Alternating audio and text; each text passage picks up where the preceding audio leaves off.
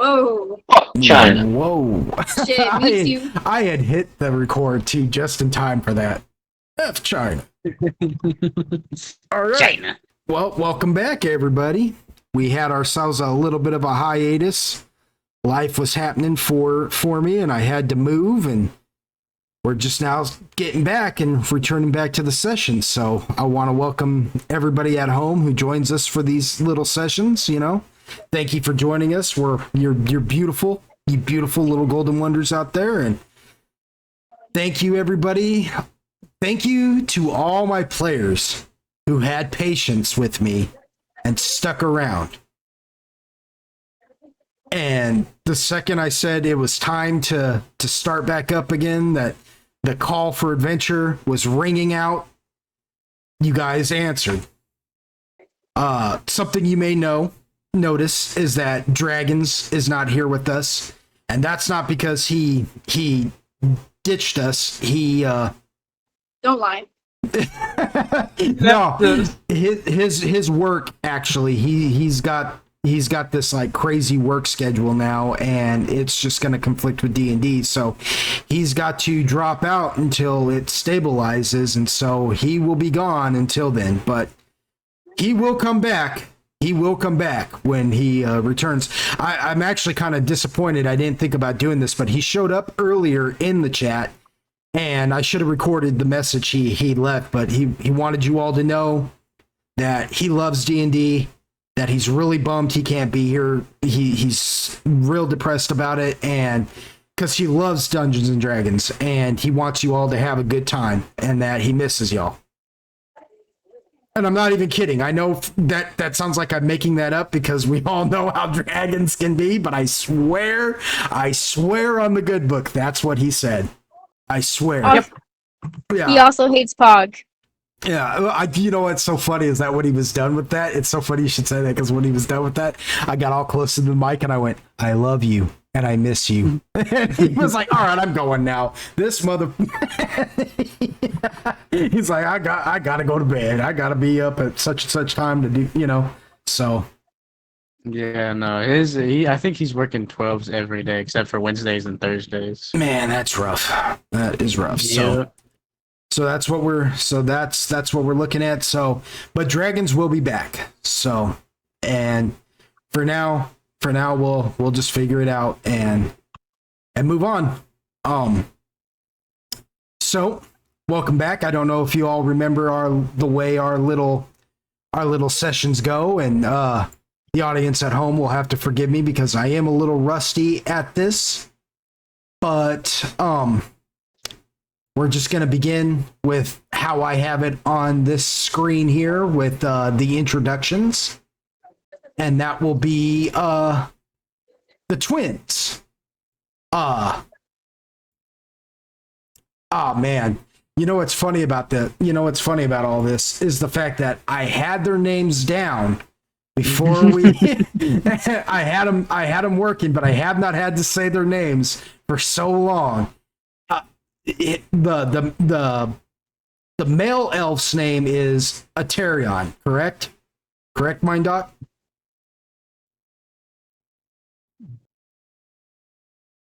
Oh, there we go. Yes, that is right. And then the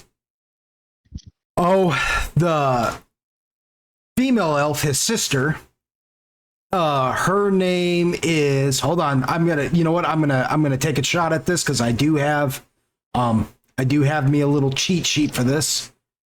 Humana. Because like right off the top of my head, okay, so it's Sir Lixil and Iterion, right?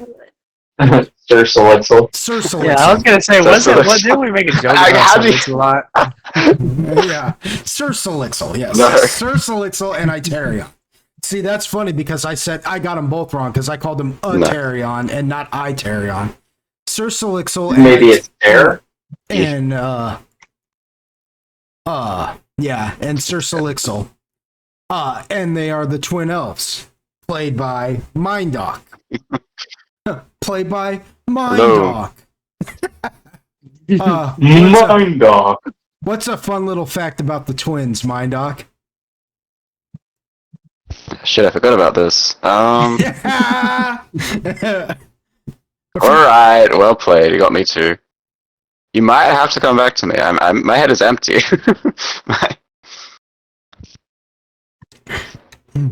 They are empty-headed. All right, we'll come back to you. We'll come back to you. But we're gonna come back to you. We're coming back. Fuck. Next, we have Icy Hot 2305, and he will be playing Takashi Ryu, the South Islander orc. And a South Islander orc is only about 5 to 5.5 feet tall, and they're built like little tanks. But he wasn't raised on his island. He was raised on the continent of Pangshun, where he learned the art of the samurai. And what's a fun little fact about Takashi Ryu? He wishes he was taller. He wishes he was a Maybe baller. No, he actually doesn't like that he's short. He kind of throws a little fit about it every morning when he wakes up and tries to practice the Bushidai. Nice, yes. And for those of you at home who don't know what the Bushidai is, it's like the Warrior's Code. It's basically Bushido, but I called it the Bushidai so as to not just be like 100% a ripoff. Went through, wrote the code and everything. Like it's all 100% homebrewed, but it is. You think of the code of the Bushido for the samurai. It's the Bushidai closely mirrors that. And yes. Fun fact, he's the one that cut down Eon. Wait, what? I was wondering why the hilt of my sword looked familiar. Because you's a bitch. But yeah, that's Takashi Ryu. He wishes he was a little bit taller. Wishes he was a baller. Shot collar, 20-inch chain on the impaler. Then we have Kassid 69. Ayo. Who will be playing Agaragis, the Mycetid Pion Mender. Mycetid are 4 foot tall little mushroom folk. And yeah. They are a strange little race of people. What is a fun fact about Agaragis? Kassid? So you know, like how normal people sweat. Yeah. Agaricus secretes sweat, but it's like gooey, kind of like their spit. Oh. You're welcome. Fucked up. Yeah, and I seem to remember too, like Agaragis has like the mushroom like fungi, like the way mushrooms have the like little flaps underneath their mushroom cap, whatever you call that. Like the gills or whatever. Yeah, they call them something. Yeah, they have some kind of technical name, but yes, they look like gills. I seem to remember their fun fact the last time was the fact that those gills are also underneath their armpit. Like instead of having armpit hair, they have that gill. And now Something like that, yeah. Yeah, so basically when Agaragis sweats underneath their armpit, it's like watching their gills blow snot out of their It just Same sticky goo as their sweat. sticky. Or I mean as their spit. Just keep learning more and more disturbing facts every week. About Agaragis. Y'all welcome. Like Agaragis is a little mutant. That's all there is. We're to not it. going to stop until Agaricus is as uncomfortable as possible. Yeah, like as uncomfortable to be around as possible. Well, that's Agaragis, everybody. Merry Christmas. Merry Christmas. Then we have Tempest Inferno, and Tempest Inferno is actually suffering from a migraine tonight. So if he doesn't talk a whole lot tonight, I've had migraines before, and they are very uncomfortable. But Tempest, I'm sorry, we do have to get this out of the way at least. So we have Tempest Inferno playing a Tabaxi Warlock named Lucian Starwhisker.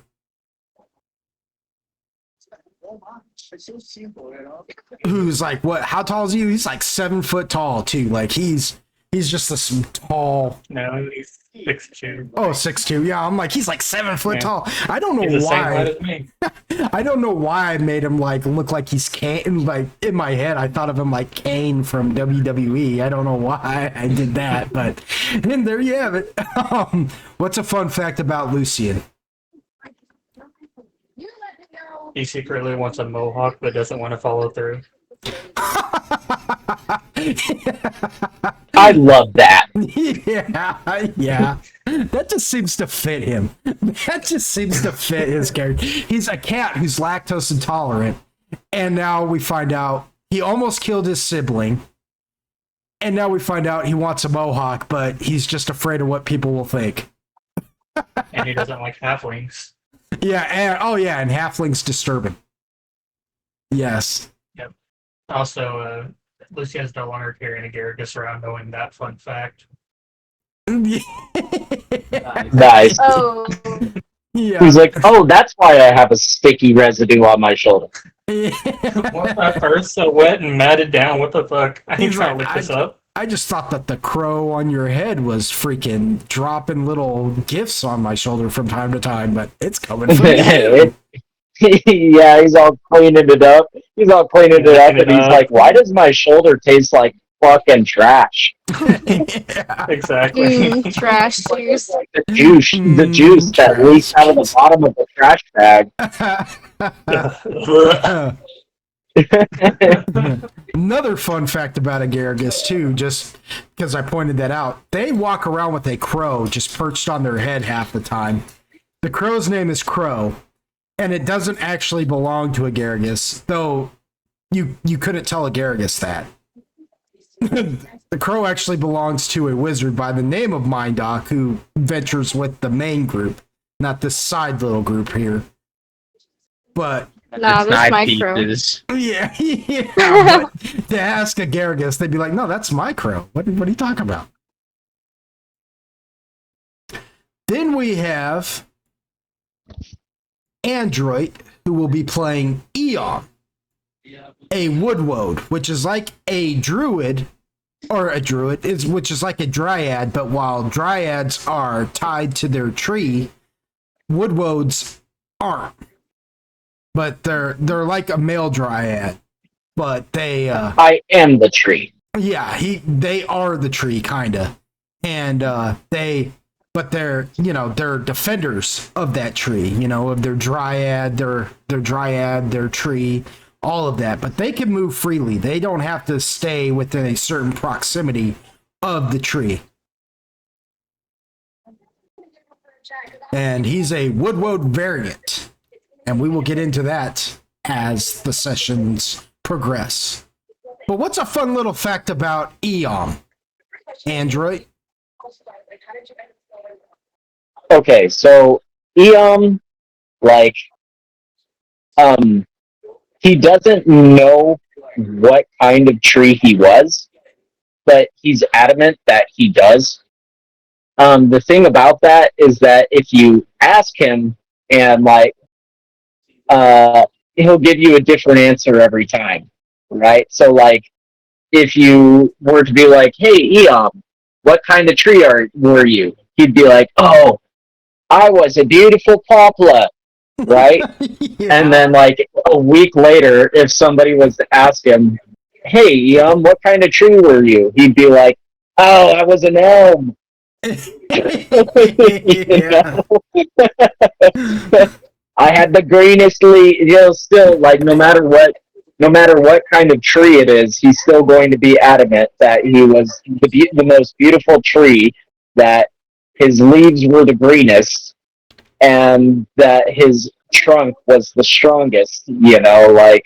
You could not shake me even by the winds type deal. You know what I mean?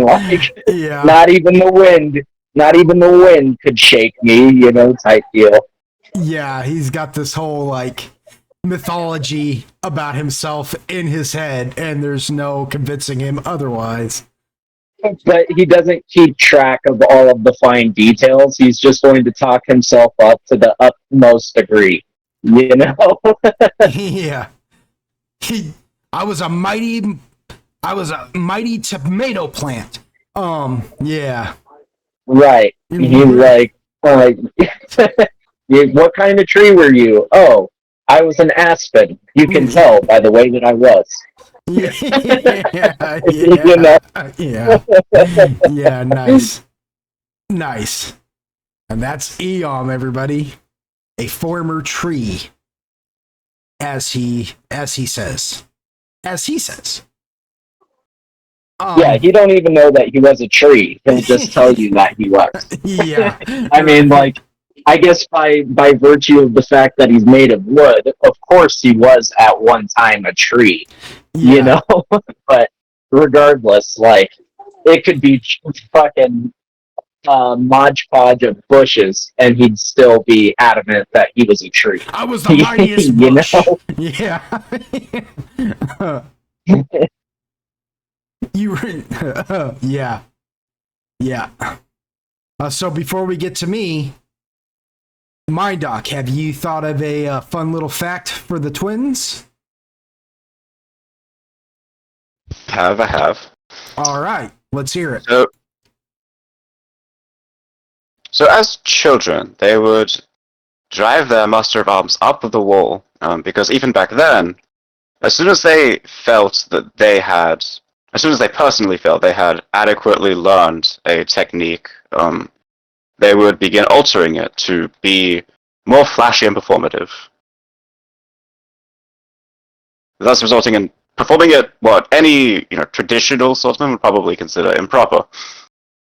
Huh. And by all accounts, it is not more efficient. It's just more efficient to them. Nice. All right. Couple of performers here. Yes, something about the twins, and we haven't really got to see them just cut loose yet, but something about some little known fact about them is that they are performers. It's just that their art is they're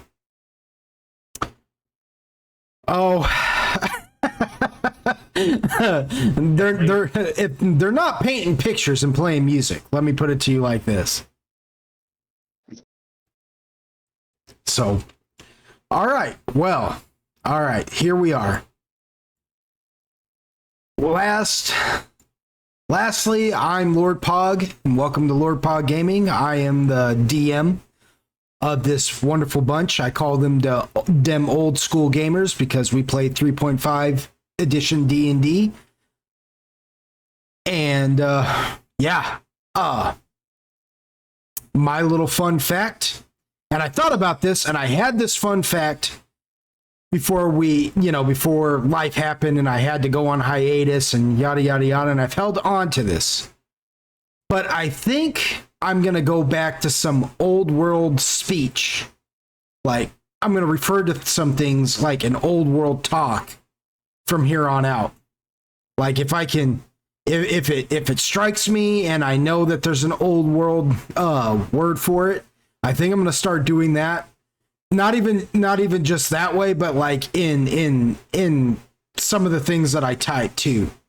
Like, I was looking at the word the city St. Louis or St. Louis, and I'm going to start calling it San Louis. Like they do in Red Dead. Instead of Black Man, we're going to call him. Shut up. Anyway,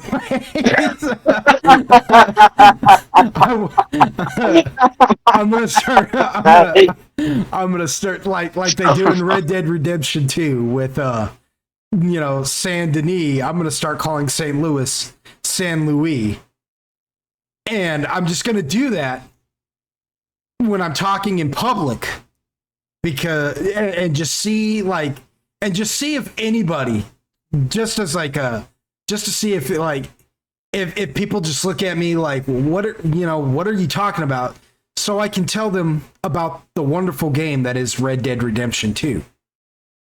So I can be like, well, there's a place in Red Dead Redemption 2 called St. Denis, but they call it Saint Denis. And I've got a story. In San Luis, my grandfather helped build 90% of the chain for the arc. Or the arch, whatever it's called. Oh! The San Luis Arch. Nice. Yeah. Okay. I like the fact that it's that's true though. I like the fact that it's already taking off, calling it San Luis, because Cassid was on that.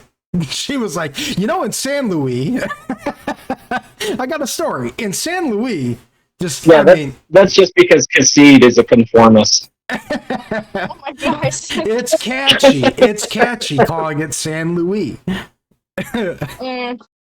I like it. Oh, now she disagrees with me because she conforms with me. Yeah, I was gonna say, now you're gonna be contrary just because you're sitting next to him. You wouldn't have listened to the story if I didn't call it that. Change my mind. That's true. I wouldn't have even noticed if you had called it St. Louis. I wouldn't have even noticed it.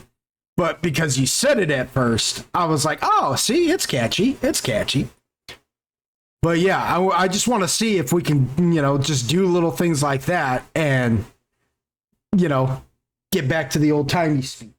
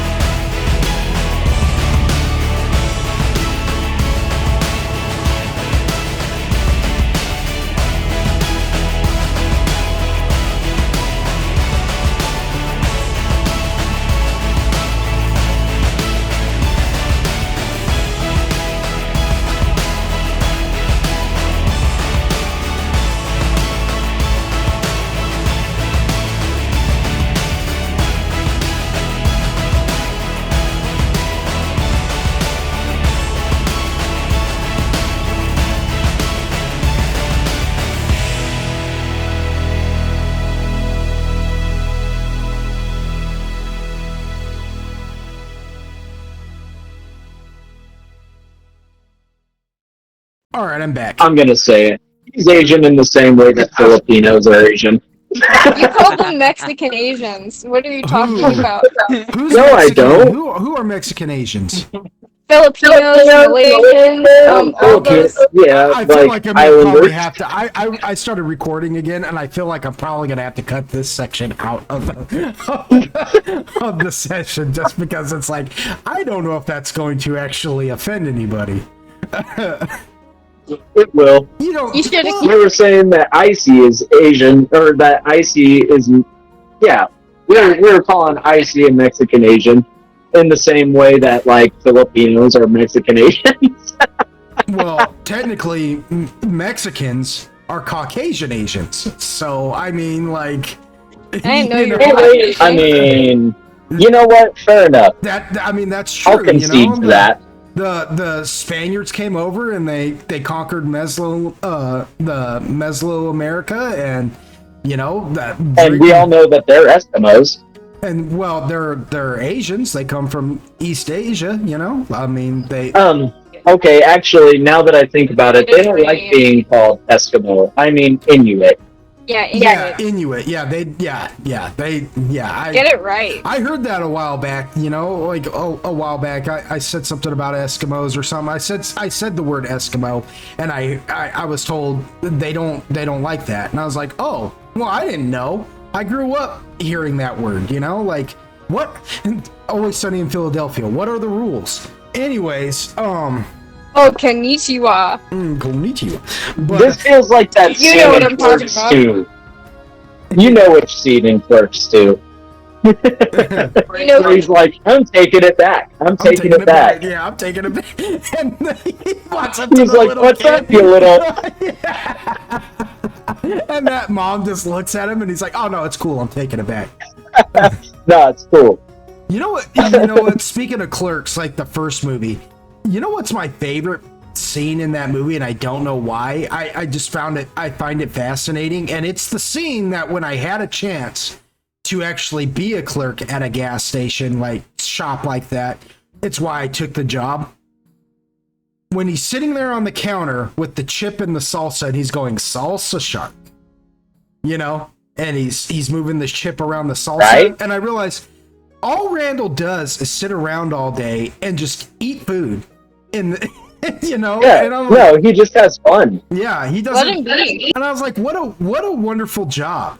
And you know what? Like back in the day when I was working at this gas station, it was like that. Like I went in there a while back, pretty recently, but I went back there, and now they've got all these cameras set up and all these regulations and stuff. But when I was working there, it really was like that movie. Like I'd sit around all day eating chicken strips out of the, and out of the, what do you call it? The heat rack or whatever that is, and just doing my thing, man. Like one day I went in there and I was so hungover, I fell asleep. And you could smoke in there at that time. That was the thing. And this was back in the day when I used to drink and smoke, And I was sitting there with a cigarette in my hand, and I fell asleep on the counter, and I woke up. And later on that day, I found out from at least 3 different people that they pulled up, got gas, because it's a small town, so it's not like I had to punch in anything. You could just walk up to the pump and pump gas. They got gas, realized I was asleep, so they just drove off. They're like, I hope I didn't get you in any trouble. And I was like, I didn't. Nah, I mean, I didn't know. So I got robbed for gas 3 times that day, and nothing ever came of it. Never heard anything about it from my supervisor, nothing. So, yeah, it was I mean, other than the fact that the original, company that owns the gas station sold out to another gas station company. Yeah, 3 times, because you're not the only one. you know what gas station I'm talking about. That place used to be like the Wild Wild West. Yeah. That gas station in particular, man, was like the Wild Wild West. There was no lock on the ice cabinet outside, so people would just walk up and just take ice and just walk off with it. That was another thing that people would tell me later on. They'd be like, sorry, I took 2 bags of ice. And I'm like, yeah, well, why are you telling me? Like, I don't care. Am I clocked in? I don't care. I was like, I don't even care what I am clocked in. I was like, please, don't bug me. Don't make me do any work. I'm just chilling in there going, salsa shark. Have you ever seen Clerks 3? No, No, he and I had a conversation about this. I told you about it. He hasn't seen it. after the Netflix He-Man cartoon. Well, yeah, that's I lost all faith in Kevin Smith. I have no faith in Kevin Smith's judgment anymore.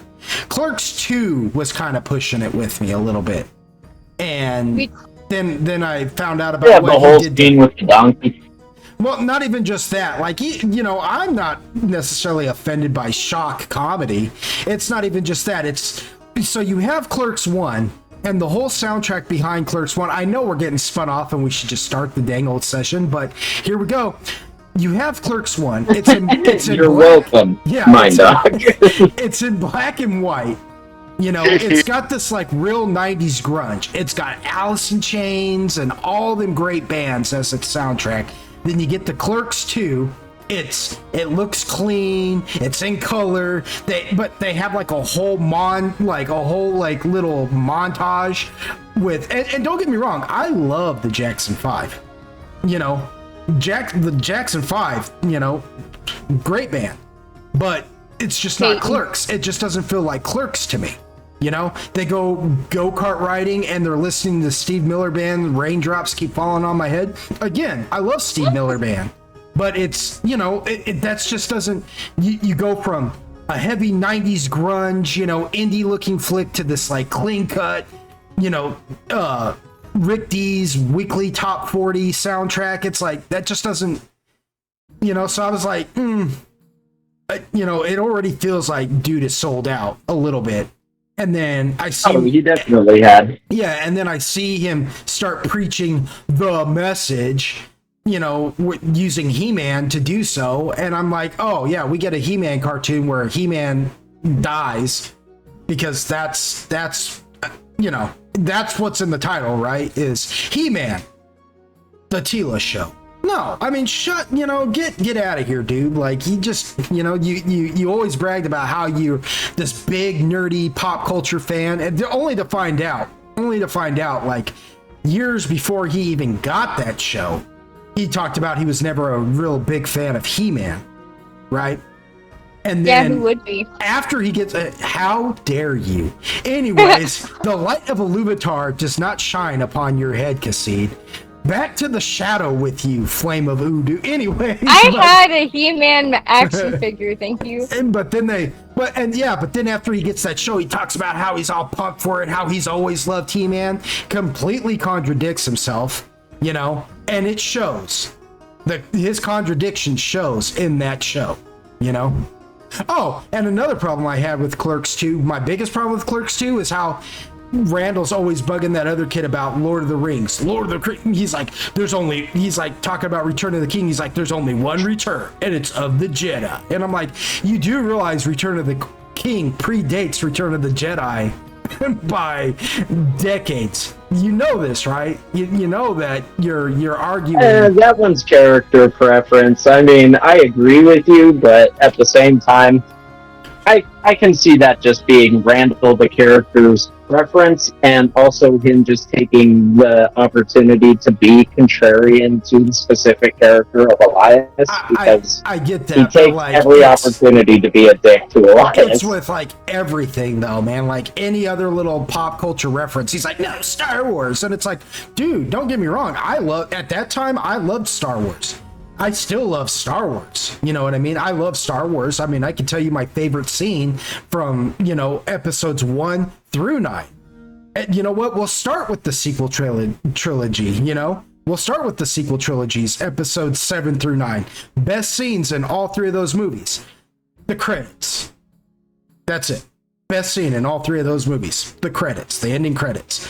But, I mean, seriously, I love Star Wars too, but it's like, yeah, but it's not like...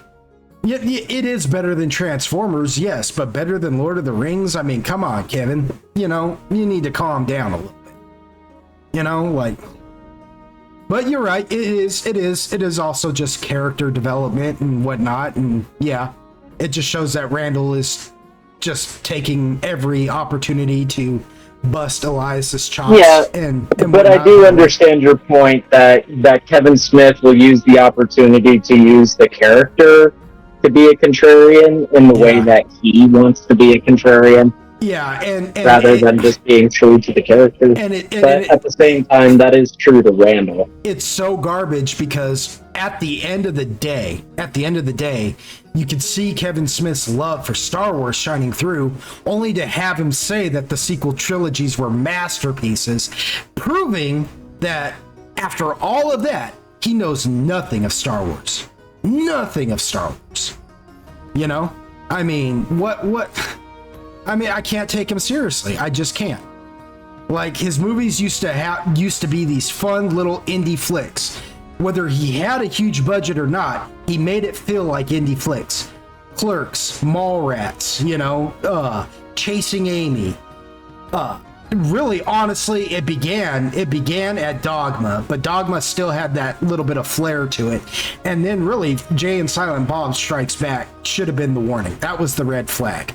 Because while it was good, there is a lot of signs of the fact that he's done sold out in that. And then Clerks 2 is like his magnum opus of... Although, he did make this horror movie. Kevin Smith did not too long ago called Tusk. And if you've never watched I actually love Tusk. I do recommend watching that because I've been sitting here and it just shows that I can be a reasonable person when critiquing something, because even though I do feel like Kevin Smith has somehow lost his own head up his own rear end, that movie Tusk is something. You know, like, it is an interesting film. Like, I would have never thought. Like, I was watching that and I was just like, you know, if it hadn't been for this idea, I would have never thought to myself, like, this should be a movie. You know, like the whole idea behind us. So if you've never watched that, watch it, because it is horror. It is horror.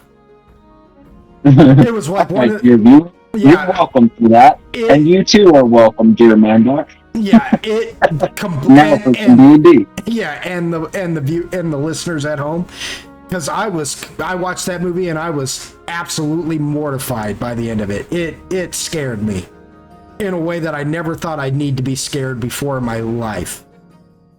Like, I'm telling you right now, my car breaks down on the side of the road and I don't know where I'm at. I'm just gonna walk to civilization. I ain't stopping at no random house. I don't know you.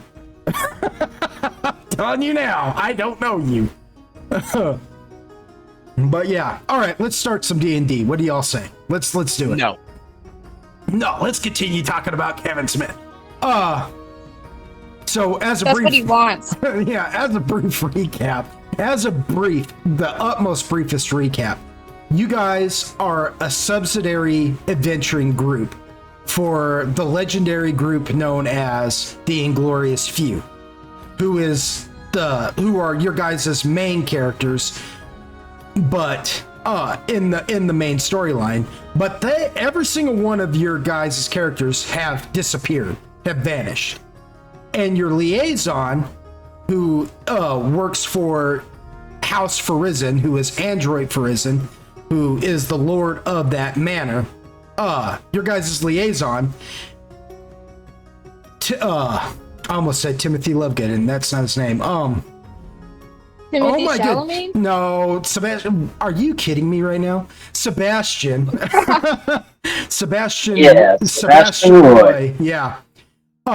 Is kind of freaking out because in this campaign, in this homebrewed world, you're not just lords and ladies. You guys, most lords, like, you have your major lords and your minor lords, and the major lords who have their houses are also kind of like businesses. They fund this different businesses, and businesses are also known as guilds.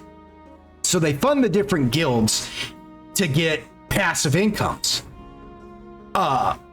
Sebastian is freaking out because the Lord and this legendary group have all vanished. So he pretty much put out a help wanted ad for adventurers, and you guys answered and became what he so lovingly refers to you guys as the one shots, because you got one shot, one opportunity.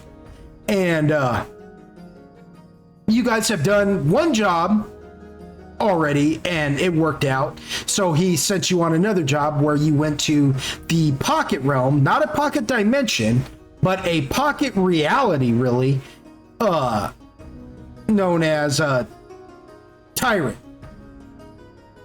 to speak with one of, what is that guy's name now? Oh shoot, here we go. When you have so many NPCs and you can't remember everybody's names because you think you have to be writing the Count of Monte Cristo, You went to the shop known as Dark Gifts to speak with one Howard Winchester III, because he's got a bit of a pest control problem in his basement, which you all have found out has turned out to be some ghouls and zombies from the Shadowfell room. So they're not your typical ghouls and zombies. They are Shadowfell ghouls and zombies. But to make matters worse, you've also got a couple of denizens of the Shadowfell.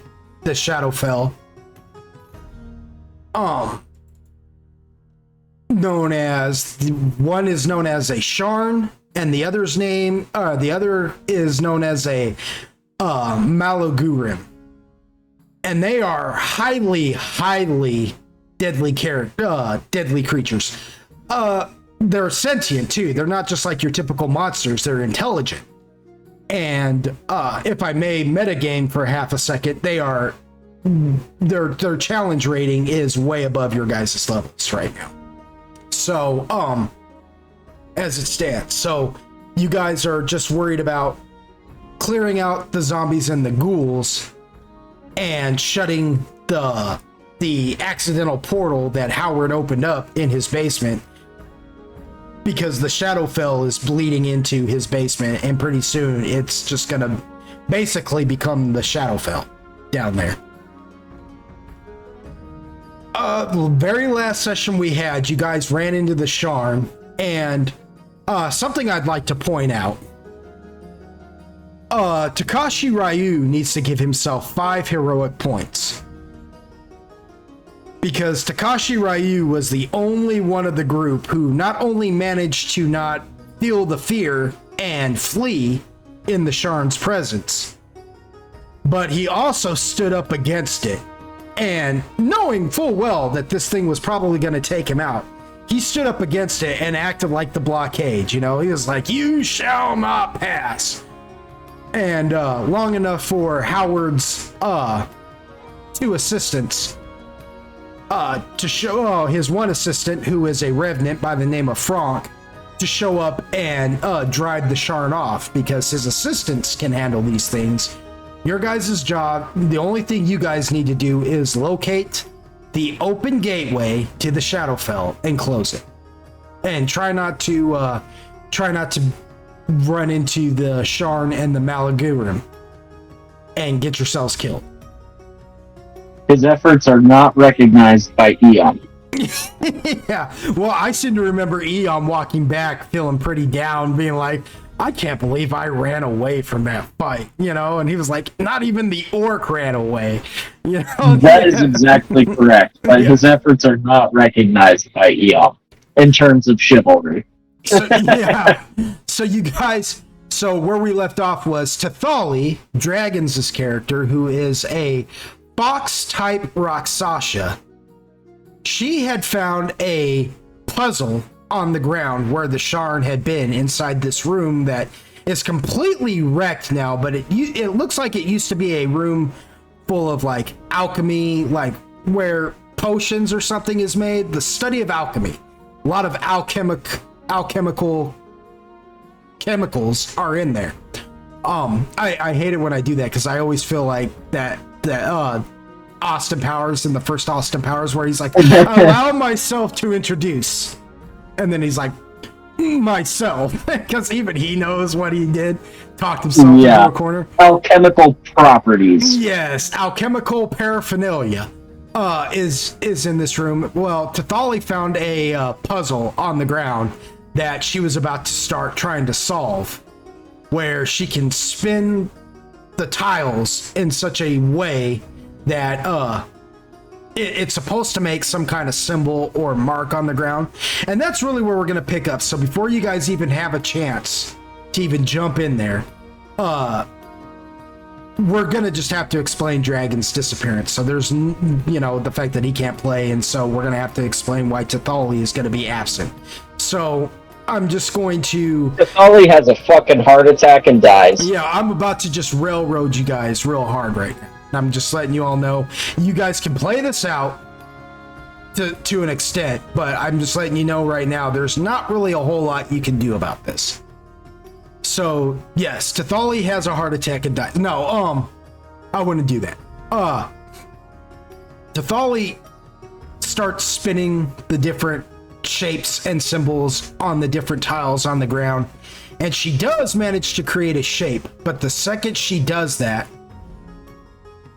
the center tile, which has no symbols on it, lowers into the ground, just, and out pops this little, what looks like a little mechanical arm with what looks like should be a syringe, like attached to it, almost like a periscope. But the syringe itself doesn't have a needle on the end of it. Instead, it's completely opened up, more like an eyedropper, and it sprays something in her face. Just a quick psst, and she gets hit by this mist. And in her kneeling position, before she even has a chance to react, her body turns instantly turns to stone.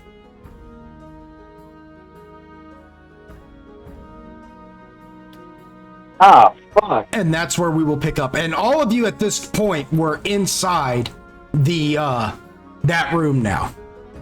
All of you were there observing what Tathali was doing at this point. So you all witness this happen to Tathali as she gets transmogrified into a stone, into pretty much a stone statue, yes.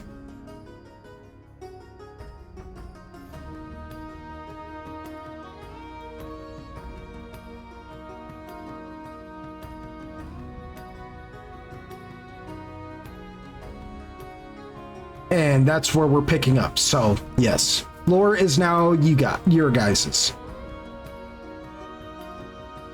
I think Eon kind of doesn't necessarily understand the weight of her being like petrified or whatever, and he kind of like pokes her, you know, and he's like, "Huh, be a lot better if she was wood." Okay. That's just kind of how he feels about that. Like, he doesn't understand. He's just like, eh.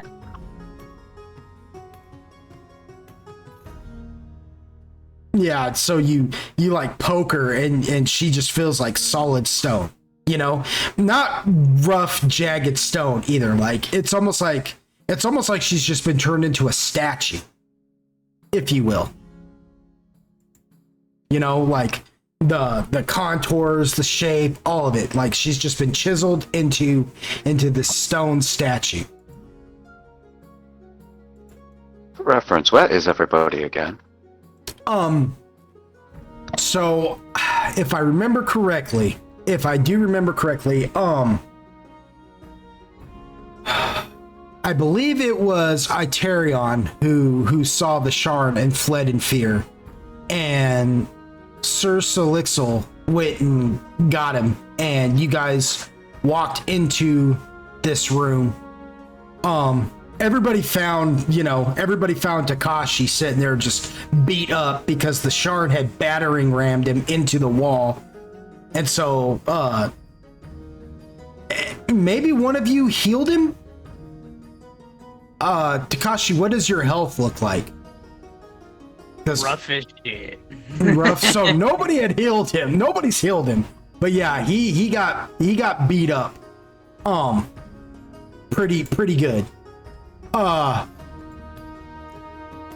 yeah, the twins are in this room, and it's just to describe it to you guys again. Like I said, it's just a square room, basically, more rectangular than square. It had shelves that looked like it had bottles full of some kind of liquid, but all those liquids are on the ground now. Some of them are sizzling, some of them are sparkling, you know, but like there's broken crates everywhere, there's broken empty bottles everywhere.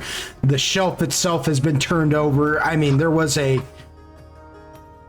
alchemy station here that's been that's been smashed to bits. Yeah, this room has pretty much seen better days. And yeah, you guys are just in there with Eom and Lucian and Agaragis. Mm-hmm. And Takashi. And again, you guys came in, like Takashi was getting to his feet. Tathali kind of checked on him for a minute and then went over and started solving that puzzle. And you all walked in while Tathali was solving that puzzle. So you guys were standing behind her as she was, you know, like kneeling down on one knee, solving this puzzle. And then you watched that what everything I said just transpired. That spray hits her and then boom, she's just instantly petrified.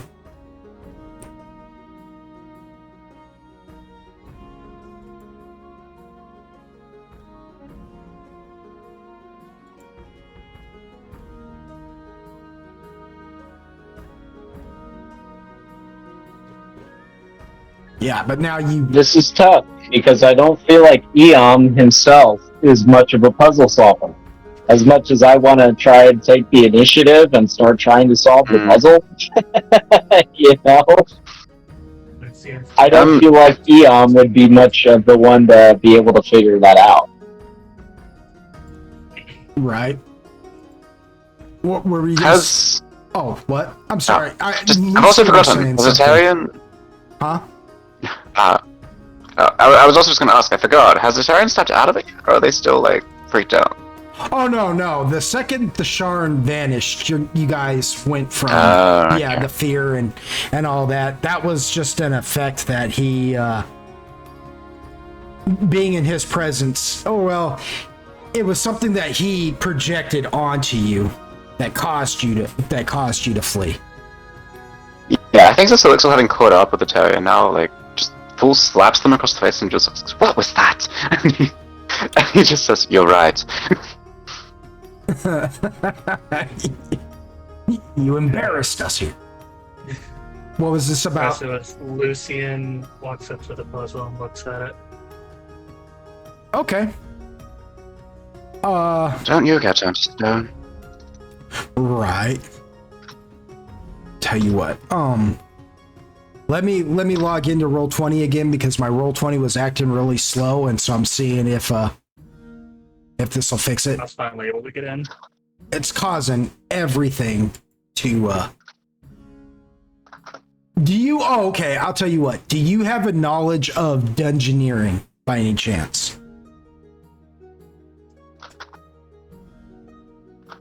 No. You don't have knowledge of dungeoneering? Alright, well I'll tell you what then, it's just gonna be a pure intelligence roll, because I believe knowledge coincides with intelligence. So go ahead and roll me an intelligence.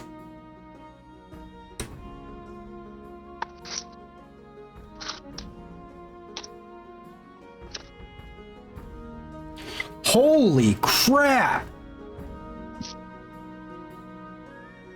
That is so high for a freaking stat-based roll. That is so stinking high for a stat-based roll. 18. Holy crap. Okay, yeah. So you kind of I won't make you do a lot of talking, but I imagine, and you can correct me if I'm wrong, because you still do have a Garrus on your back too, correct? Yeah. Right, so... I hope. Yeah. So, I imagine, though, that, like, perhaps you're a little bit, like, weary about messing with this puzzle after having seen what it does to... how cats, when they're scared of something, but they still want to inspect it, they just, like, slowly walk up to it. Yeah, Lucian actually gets on all fours and does exactly that. You guys, Soulfly, you guys get to watch Lucian go back to the primitive. Yeah. So yeah, you get up alongside Tathali's petrified body, and you start messing with the symbol, and you realize that Tathali, that these lines what Tathali did was it's a square that has a diamond inside a diamond. And Tathali had the inside diamond because the inside diamond makes a diamond shape not with straight lines, but with curved lines. So it looks like almost like a kite structure, you know? But Tathali had turned the kite structure to more of a circle, and that's where she had messed up. And once you realize that that the diamond shape, the diamond within the square, the center diamond should look more like a kite, everything clicks together. And you watch as that periscope structure, that arm goes and then starts sliding back down into the ground. And that center square, that center stone tile comes sliding back up. And then off in the distance somewhere, you guys hear a distinctive clicking sound like something has been unlocked. Just a...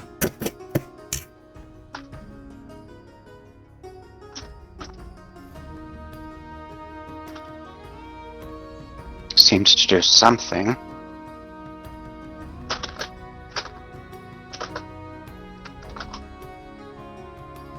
Lucian just says, "Shall we?" and just starts making his way to the noise.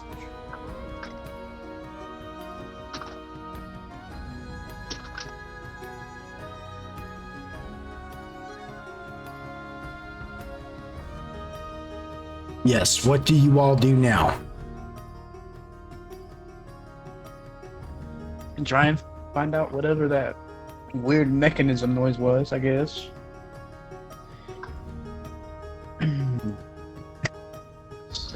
Can I kind of head in the direction of where I came from? I will let you...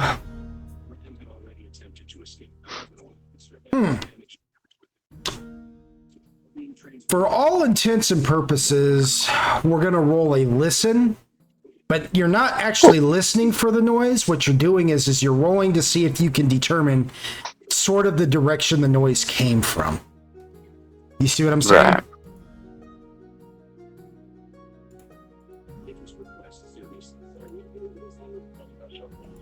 That's for everyone, or? No, I mean, unless you want to as well, you can. But that's mainly just for Aterion and Sir Solixel, if you know. But you're more than welcome to do it as well, should you want to. I won't. Yeah, I'm gonna be honest with you. I mean, So. that's the best I got for you. I got a 0 in that category. He goes, I mean, I try to. I'm a big bitch, though. I can't hear shit. It's all right. It's all right. Oh, and Lucian. Okay. Is there anybody else who wants to roll? Well,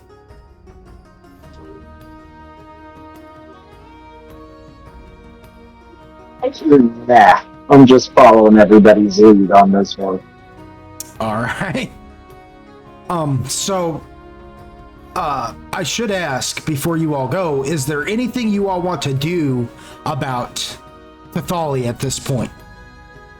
I mean, I will point out the fact that she is a statue now, and I put her into Android's bag of holding. Yeah, she is a medium-sized character, so she's at least 5'9" to 6 foot tall. I can't remember what Tathali's actual height is, but like anywhere from 5'9" to 6 foot tall at least. And can I try to just see if I can move her? I don't want to necessarily just like outright pick her up, but yeah, roll me a d20. Natural 1. You accidentally break her. No, I want to pet the dog. Can I roll for that? Yeah, sure. Natural 1. You slap the dog. No, what I will say though is that Yeah, you could just see if you. I'll tell you what though. Go ahead and roll me a strength. Because I should nail this shit. Okay. You already know, because you already know she's gonna be heavy, so you're gonna put your back into it a little bit. Yeah. To be sure.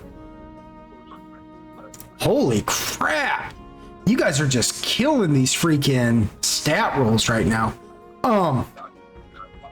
Yeah. So, with that said, you do walk over to her. With an 18 roll, and you realize, you can move her.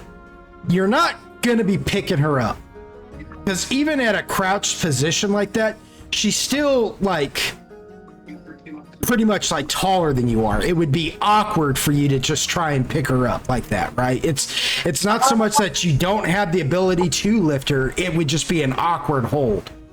But what you realize, Takashi, that you are capable of doing though, is actually like kind of like grabbing a hold of her and pulling back and getting her like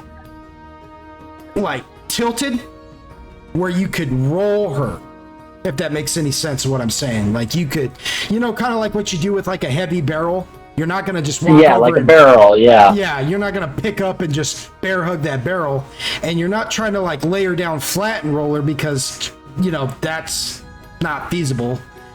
I mean, it is feasible, but she would be like clunk, clunk, clunk, But yeah, you could barrel roll her. Yeah, you could pull her back on like get her on the edge, and then just kind of roll her, tilted. And but I'll do that then. Give her the good old tilt and spin. Yeah, exactly. So Takashi says he's, basically you all see that Takashi is willing to roll her. That this will, Takashi, you will not be able to keep pace with the rest of the group this way, but you're gonna take her.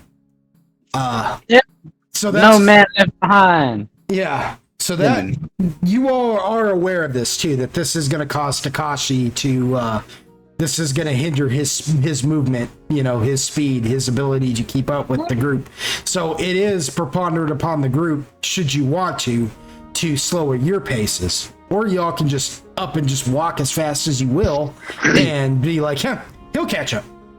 That's all dependent upon you. As far as Lucian and the twins, you all listen, and you realize that sound, this room is located in a hallway. It is the only door on the right-hand side of this hallway. You all came up into this hallway on the left-hand side of this hallway through another hallway, from where the stairs leading down into this basement brought you. And down this hallway, you realize that there were, on the right here, there is the door to this room that you guys already got into. And then there are a hallway from one, on the left-hand side, there are two other hallways. There's the first one, and then all the way down at the end of this hallway, it's like the hallway ends and then turns into another hallway to the left. And that noise came from the first hallway you would come to. Not the one all the way on the end there, but the first hallway that would be the closest to the entry point into this hallway.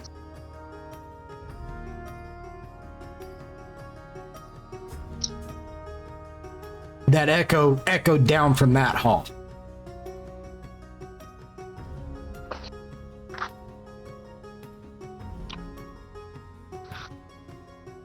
Lucian looks at the twins and says, "What do you think?"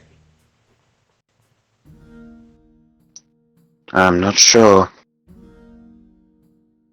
Can always come back though. I usually take things to the left and work right.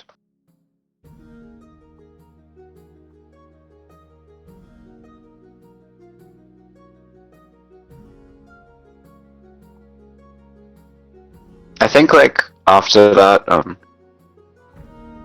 Silixil sort of nods at Etarian, and then like they both sort of start heading down the leftmost one from our position. Okay, so the farthest hallway, you guys want to go to the hallway that's at the end of this hallway that curves down? Is that what you're saying? Oh, curves down. Okay. Yeah, well, it's the okay. So Yeah. I don't really know how to better explain it. Like, you guys came down a hallway when you first entered this room, right?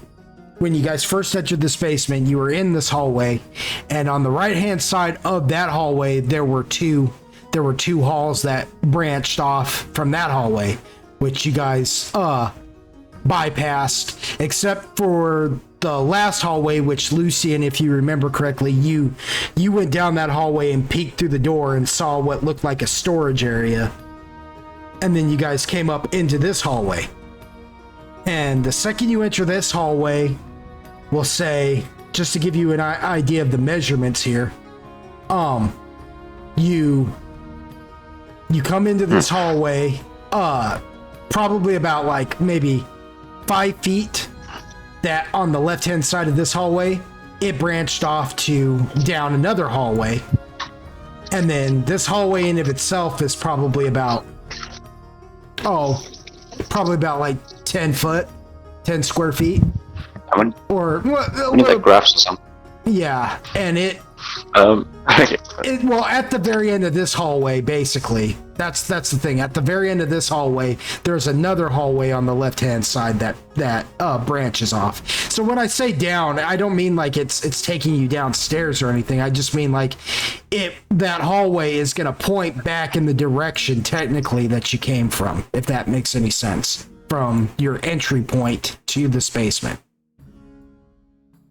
So there's 2 hallways on the left. There's the closest one that you heard the clicking noise come from, and then there's the hallway on the left that's all the way at the end of this hallway. And you guys went into the room that was on the right. There was only one room on the right-hand side, and that didn't branch off into a hallway. There was a door there that Eon bypassed for you guys because it was just a solid wooden door. It had no handle, looked like it had no locking mechanism or anything. And right. Eon, because he can shape wood, just shrunk it.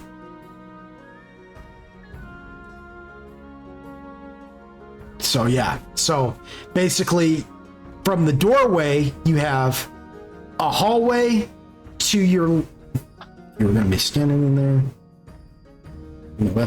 You have a hallway to your right that is at the end of the hallway, or you have the hallway to your left that is the closest hallway to your guys' entry point.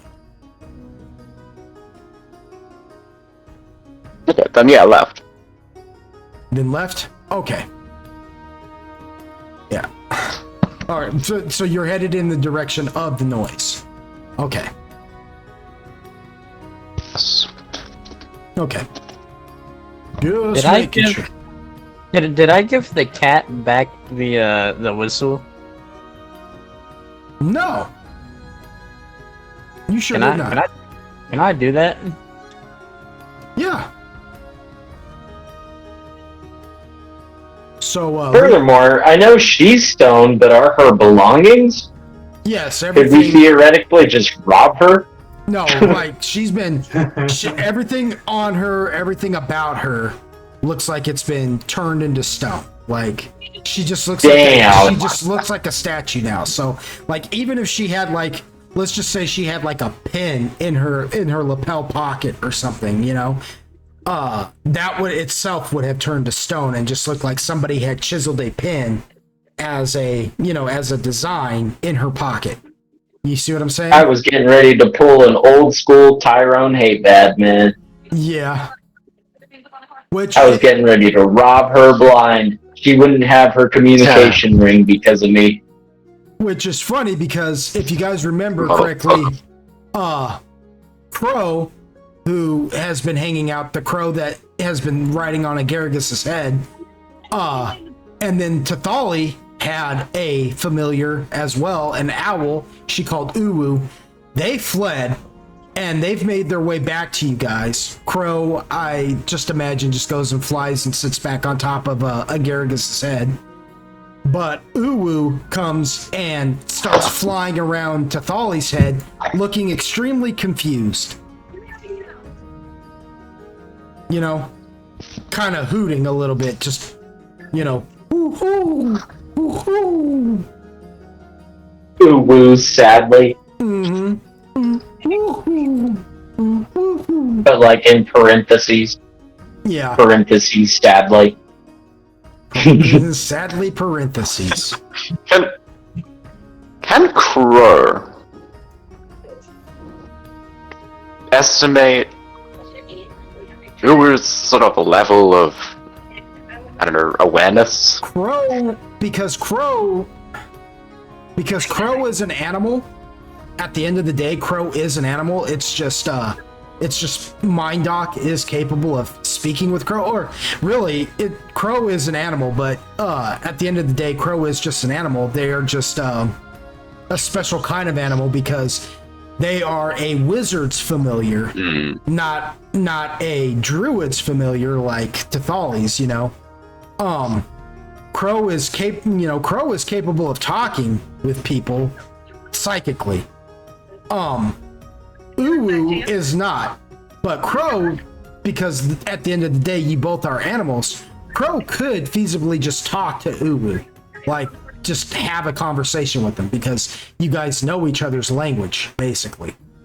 You know the language of animals. So Crow could just, so Crow doesn't need to necessarily gauge anything about Uwu per se. Crow just would know if Crow, if it was Crow's prerogative, he could just up and ask Uwu what's going on. Yeah, I was curious, but I think he just watches for now. Yeah, so Uwu eventually just sees that Takashi's the one, rolling this statue that looks like their owner, I guess you could say. And Uwu just flies down and lands on Takashi's shoulder. For now. While Takashi, you're rolling this effigy of Tathali. Oh, and Takashi, like you said, you make a point of holding out the whistle to Lucian.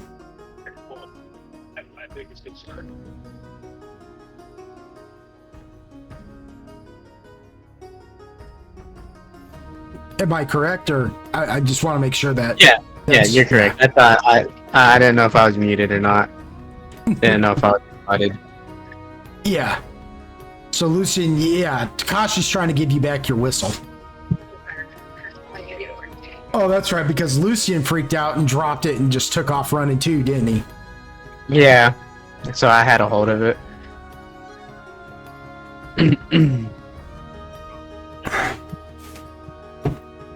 All right, so what do you all do?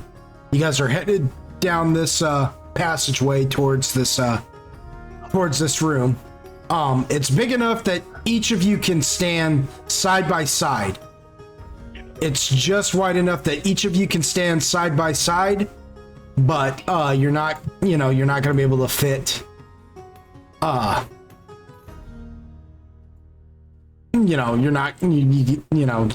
all aren't going to be able to just all trudge. So what are the marching orders right now? What is the marching order? Who's out front?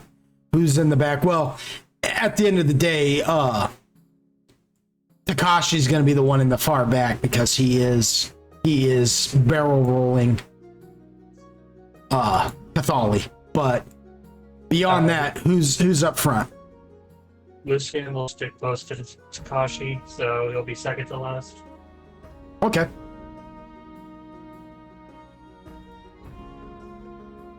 So Lucian will hang a little bit back behind with Takashi. Who's out front? Yeah. No one else is, I would imagine. I would imagine the twins. Okay. And I guess Eom is just gonna stay close to the twins. Pretty much. Okay, so the twins are walking side by side down the hall. Eom is just kind of following behind them, like in a, we'll say like a pyramid structure, you know? And then Lucian will stay slightly ahead of Takashi, with Takashi barrel rolling Pathali in the far back. Now, are the twins moving at a pretty at a regular speed, or are they kind of keeping it slow too? Is everybody just kind of keeping it?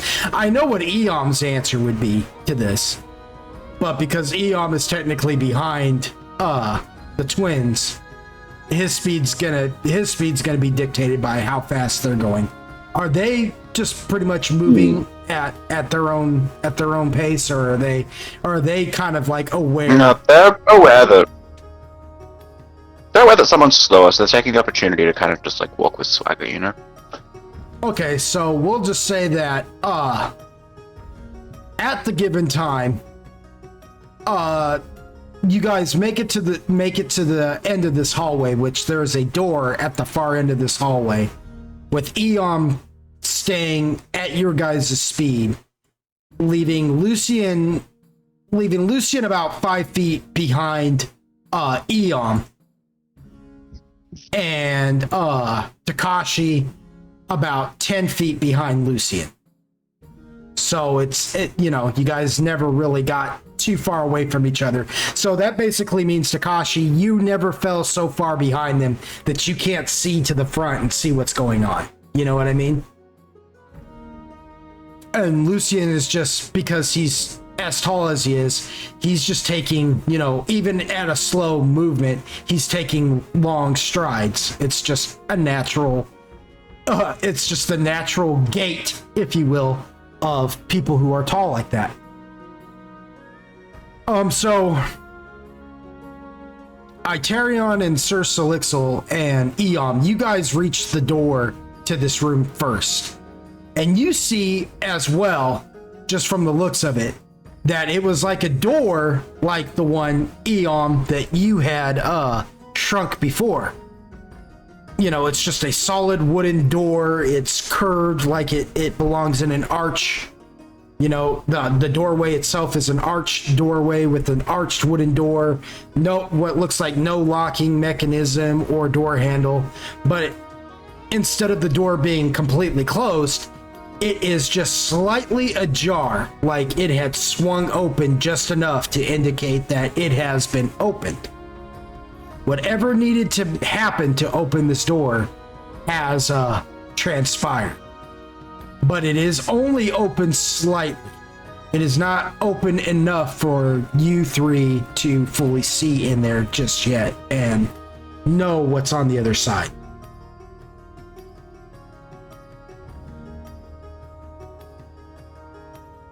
And we'll say, while you guys are discerning all of that, eventually, Lucian, you catch up and you see all of this as well. And within just a few more minutes, Takashi, you managed to barrel roll Pathali there, letting the statue rest and sit upright and giving yourself just like a moment of a breather. It's a pretty good workout. But yes, this is what you guys are looking at.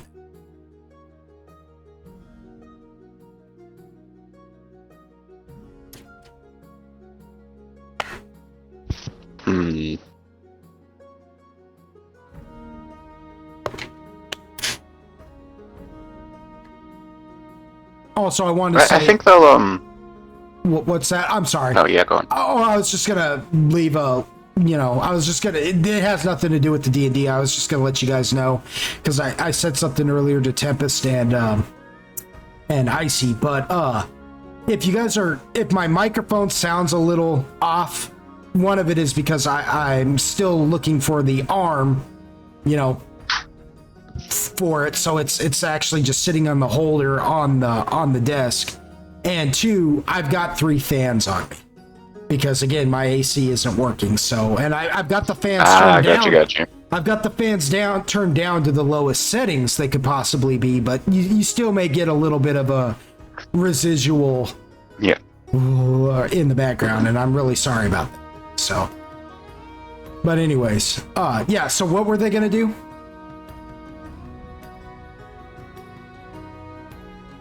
I think I take a moment to just turn to everyone else and Italian says, we've just been following the sound. Does anybody have any particular ideas?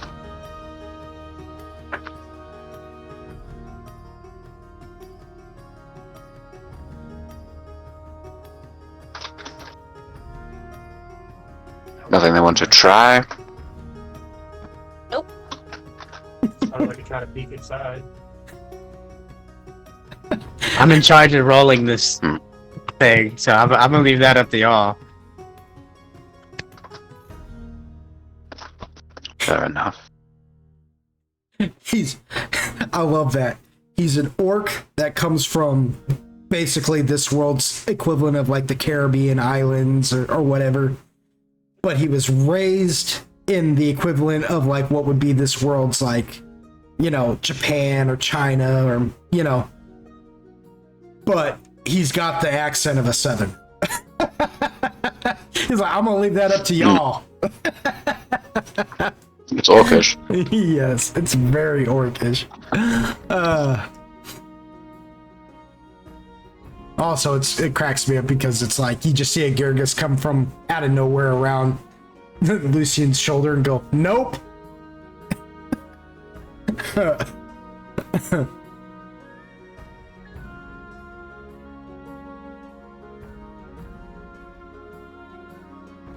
Eom have anything he wants to try? Oh, what? What's that, Lucian? I'm sorry. So if no one's got any objections, I'll take a peek.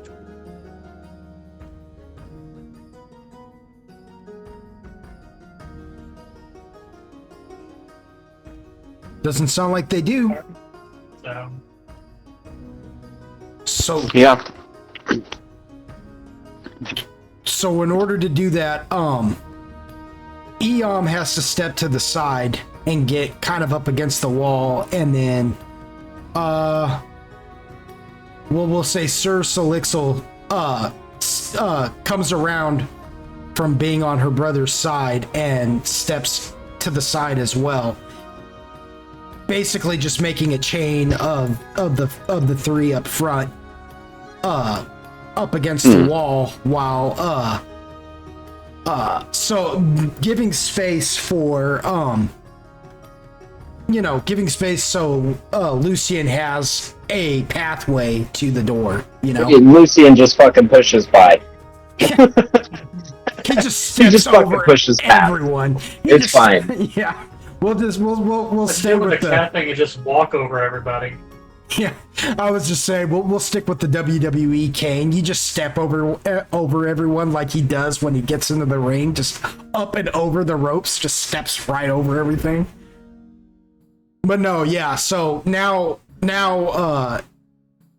Sir Solixel is the closest to the door because now she's up front with Lucian on her side, and then directly behind her, or directly next to her if you want to look at it that way, against the wall as well to the left-hand side is Itarion, and then you have Eom directly next to him up against the wall. You know, and when I say up against the wall, I don't mean like you guys are having to squeeze against the wall. You're just... No, he just pushes by. It's fine. Yeah. We get it. Yeah. It's cool. All right, so you know what? Say that again. We're just overthinking it. say it like Eom would say it. Oh, you just gonna push by me, are you? No, he just fucking pushes by. It's not that complicated. Yeah, it's fine. We're overthinking it. Well, if something happens here, it would be important to know that. How everybody's gonna look. Because what everybody's positioning would be if something's going to happen. Well, in that case, then, I'm not going to say. then if something happens, then we'll explain it. Yeah. I'm not saying anything's going to happen, but if something does. Lucian, so what do you want to do now that you're at the door? Take a peek inside. All right, how do you want to go about doing that? You just gotta swing the door open, push the door open, and try and do it the door was stealthy. slightly ajar, right? Yes. What do I see through the slightly ajar door? The door is slightly ajar. I'm gonna say that, based upon that crack there, yeah. You see most of what you can see. You don't really see much into this room, and in fact, your vision is actually blocked by a corner of the wall, as if when you first enter this room, it opens up into a much wider room. But most of what you can see is what looks like a stack of crates. But they're not like the little boxed square crates. These are like long crates, like crates you would transport weaponry inside of, for instance, or larger amounts of something. These are those long rectangular crates that people usually have to get like flat bars and crowbars to pop open the tops of. Lucian's now going to look at the door. Does the door look old? Does it look like it's going to make noise if I push it open slightly? It is a finely stained door. It is, looks like it could be like stained cherry oak or something. It is smooth and fine and worked. Very, very fancy considering that it's just down here in this basement. Again, it has no handle on it. And nothing that looks like it would take a key for a locking mechanism or anything. It is just a solid looking door on hinges. Lucian is going to open it slowly.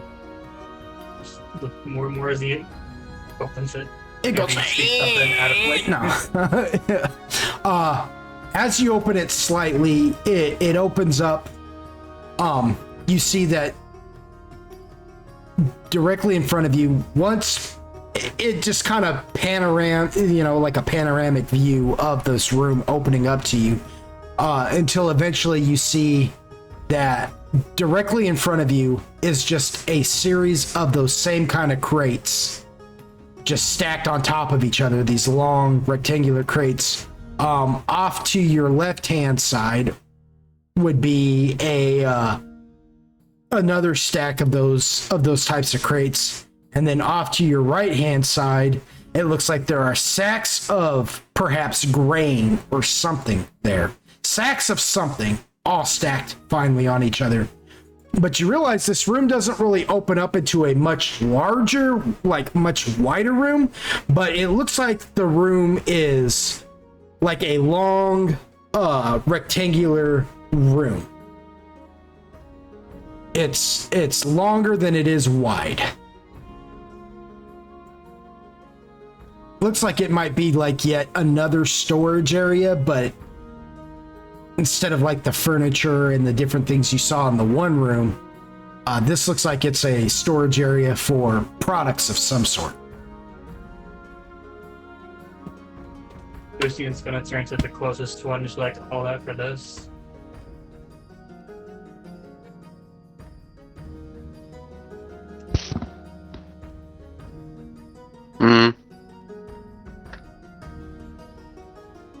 Do you think we need to check it out, or should we just move on? I think, yeah, terrible open.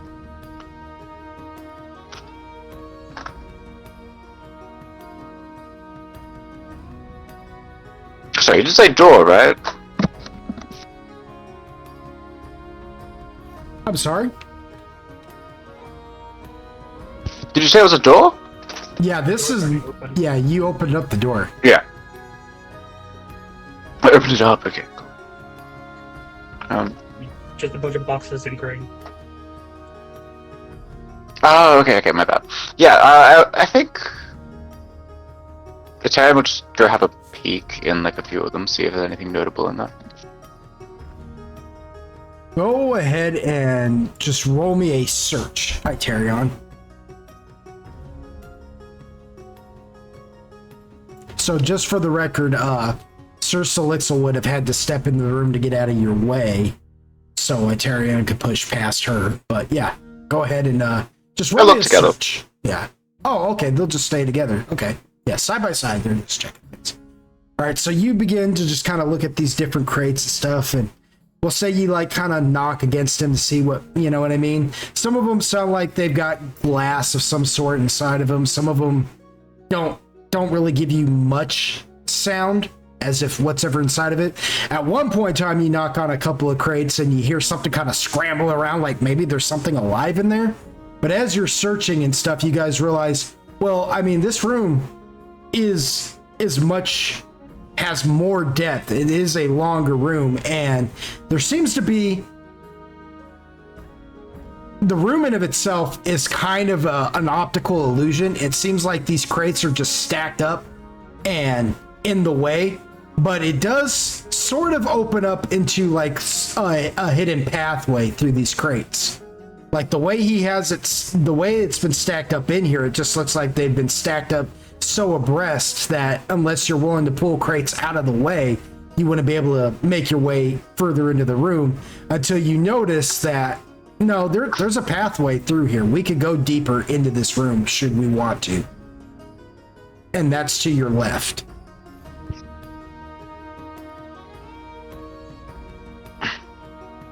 Yeah, I think it sort of gestures like to the others, like a sort of follow me, like finger kind of movement. This way. Might as well see what's in here. Alright, so this pathway is kind of narrow, so you guys have to enter it one at a time. So just for the sake of my curiosity, is it Aterion or Sir Solixel who goes first, walking through this little pathway through around these crates and stuff? Yeah, let's say Aterion. Okay. Because, you know, everything is stacked up high enough to where, like, you can't just automatically see over the top of any, you know, over the top of anything. You know what I mean? It's almost like you're going into what would look like a makeshift maze. How about everyone else?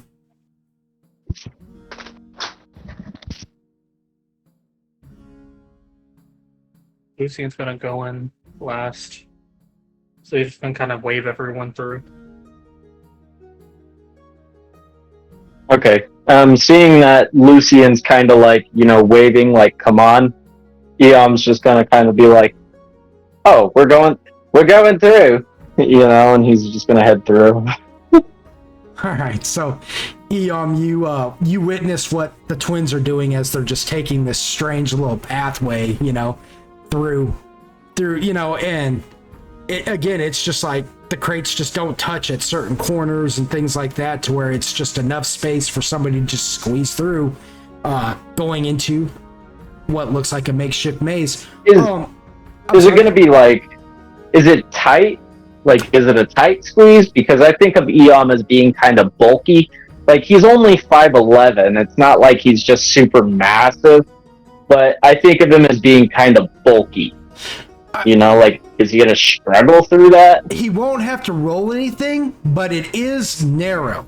It's narrow enough that, like I said, you'll have to go in like one at a time. You know what I'm saying? Right. You'll be following through their single file, so you'll have to be following Aterion's lead because he was the first one to go through. You know what I mean? Right. Yeah, but like, I'm sorry, Garrigus. If I crouch down hard enough, can I fit without getting off? Yeah, you'd be just fine. Yeah. All right, bet. Yeah. Nobody's gonna have to roll anything in particular. My question is what about Takashi? Does Takashi? What about me? Well, does Takashi try to barrel roll Tathali into this room, or does he see how everybody's just kind of going in there? Because again, you're close enough that you heard it like Eom say, "Oh, we're going in," then and all that. So you're halfway aware of what's going on up in there, but you're not 100% a part of the conversation because you're kind of hanging out by Tathali's petrified body. But the question I have is Eom gonna choose to go explore that room with the group and leave Tathali behind and come back and get her when they come back, or is he gonna actually try and just take her with him everywhere he goes? I'm gonna try to take her. Okay. So everybody starts squeezing through taking through the pathways. I will say, Aterion, you come to a spot within here that it looks like it goes in two different directions. It splits. You can either go you can start walking forward and hang a left, or you can automatically go right and start moving down this little pathway between these crates.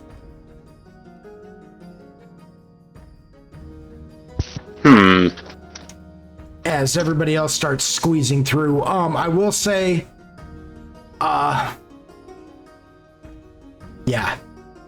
because Takashi, you're rolling that. You have not caught up just yet with the group. That's fine. I'll hold my own. Okay. But yeah, Aterion stops. Lucian was going dead last. He's going in after Takashi. Okay, so Lucian will wait and we'll hang out and wait. Okay. So at this point right now, Aterion, you stop because you have these two different directions you can go. Which naturally Sir Selixel will stop. And Eom, because you see her stop, you're stopping. Yeah. They're both just gonna they're gonna look at each other, shrug, and then just both simultaneously turn and head down the different paths. Okay, which direction is Aterion gonna go? Aterion will go right. He's Selixel will go left. Okay. So he's gonna start heading down the pathway, the hidden pathway in between the towering crates, and Sir Selixel will just head forward, and she will come to a tower of crates there, but she will be able to just instantly turn and head left, which will take her head back the way. No. She'll head forward. Head forward, come to a dead end. Okay. But she'll just be able to turn and head left. You know what I'm saying? Which will bring her to a long stretch of open hallway. Again, that it will basically take her to the wall of this room. The far left side wall of this room. And it's a hallway that will take her all the way down. And she can see all the way at the end there that there's bags of grain and stuff. But before we get to what she's doing and what Aterion's doing, Eom, you see Aterion and Sir Selixel each go two different directions. Who is he going to choose to follow?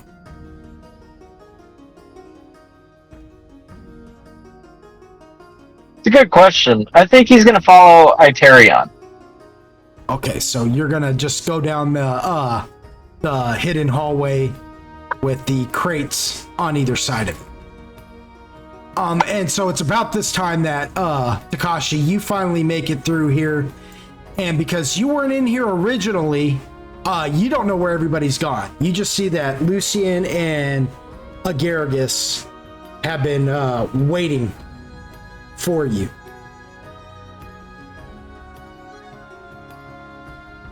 Where'd everyone go? They split. Oh.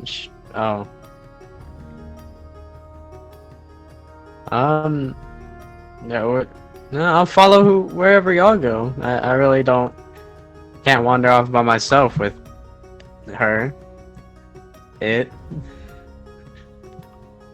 I'm gonna go the opposite way that Eon went. Well, see, here's the thing, Lucien. You're not with them like that. You waited. You're in the main area. You did see them go through that little passage, that section there, but you don't know what they've done thus far. You see what I'm saying? Oh, okay. You waited on, so you don't know. You wouldn't know that yet. You see what I'm saying? Okay. You don't know who's doing what, but you're gonna go through that section and start to catch up with them. I'm gonna get Takashi to go in first because I'm going in dead last. Oh, I'm gonna yeah, stay in that's the right. back end. You keep saying that. So, but you okay? So, Takashi, through the explanation of Lucien to the extent of his knowledge of the situation right now, you realize there's no way you are gonna fit this statue through that entranceway. It is big enough for one person to go in, like each person to go in single file. And there's no way you're going to be able to barrel roll her through there, Thali through there. And there's no way you're just sitting her flat and then pushing her through. I don't want to say that. I will say if you want to try that, I will let you roll another strength check. You said another strength? If you want to, yep. I will not falter now. Oh my gosh. Let me get you that strength real quick. Wait, is this Tarion with them? No, Atarian is with Eon. Okay, Does that do anything? No, that's not gonna be good enough. Damn it. Is one of them with them? Eon No, Eon is with Atarion. You guys are walking down that one, and then Sir Salixel branched off by herself to go check that one, and so she's on the far. She's found the far left side wall of this room, and there's a hall down that way. That's fine then. Good luck. 3 heroics. You want to use 3 heroics? I won't say no. I'll never say no, but I can't tell you. I cannot tell you until you do it, until you commit to it, on whether or not 19 is a pass. Before he does that, does Lucien see him struggling to push Thali through the hole? He does.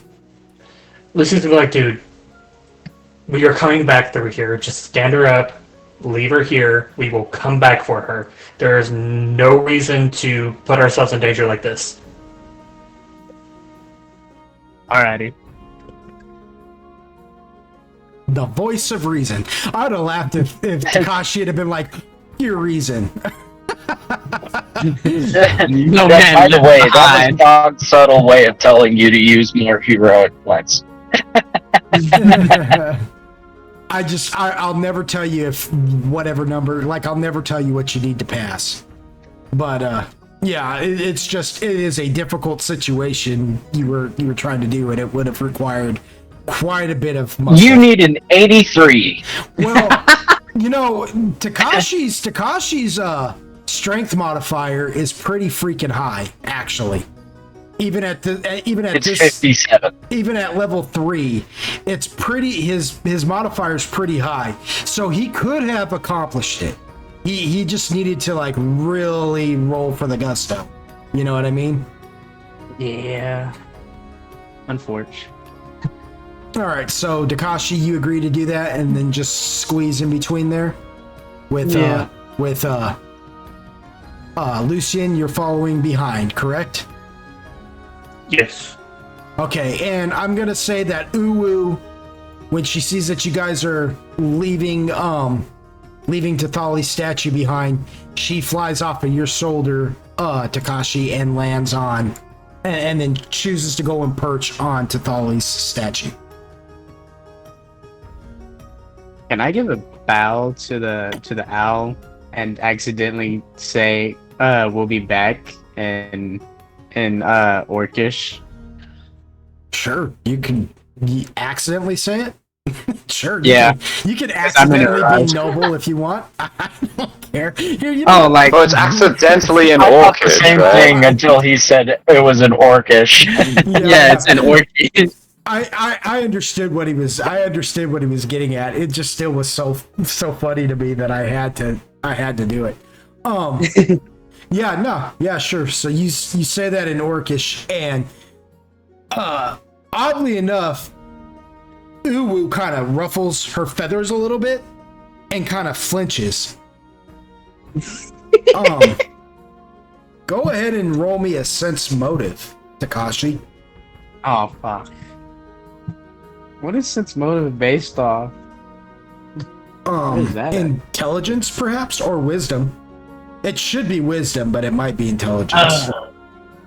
I don't understand jack shit. No, you sure don't. So you watch her just ruffle her feathers and stuff, and you're just like, "Oh, pretty."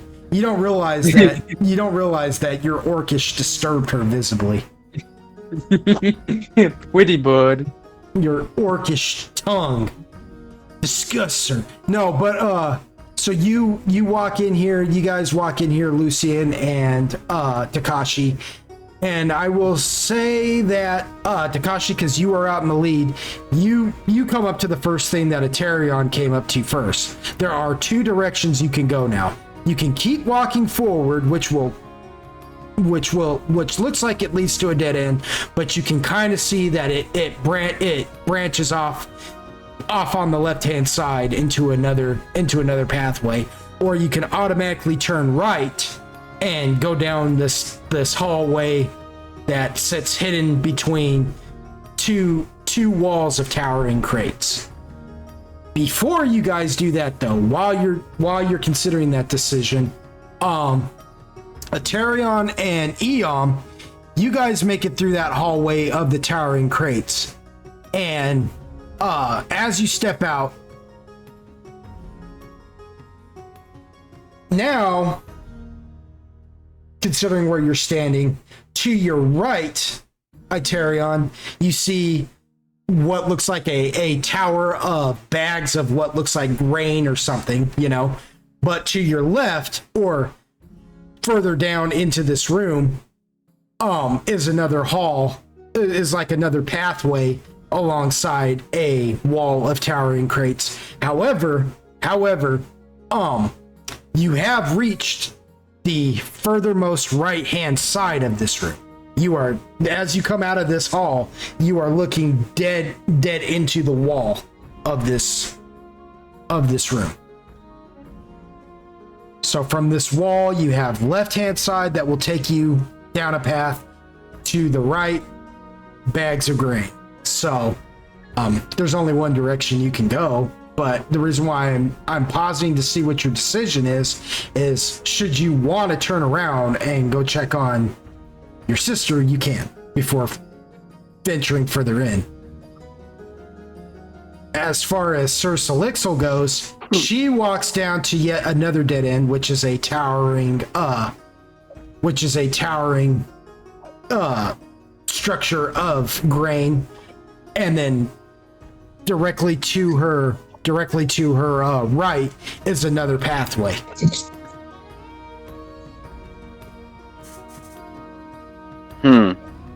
Suppose we'll keep heading down. And I don't. Sorry, so Aterion came to a dead end as well? Aterion can do what? Sorry, did Aterion come to a dead end? He just found the far right hand side wall of this room. You know what I'm saying?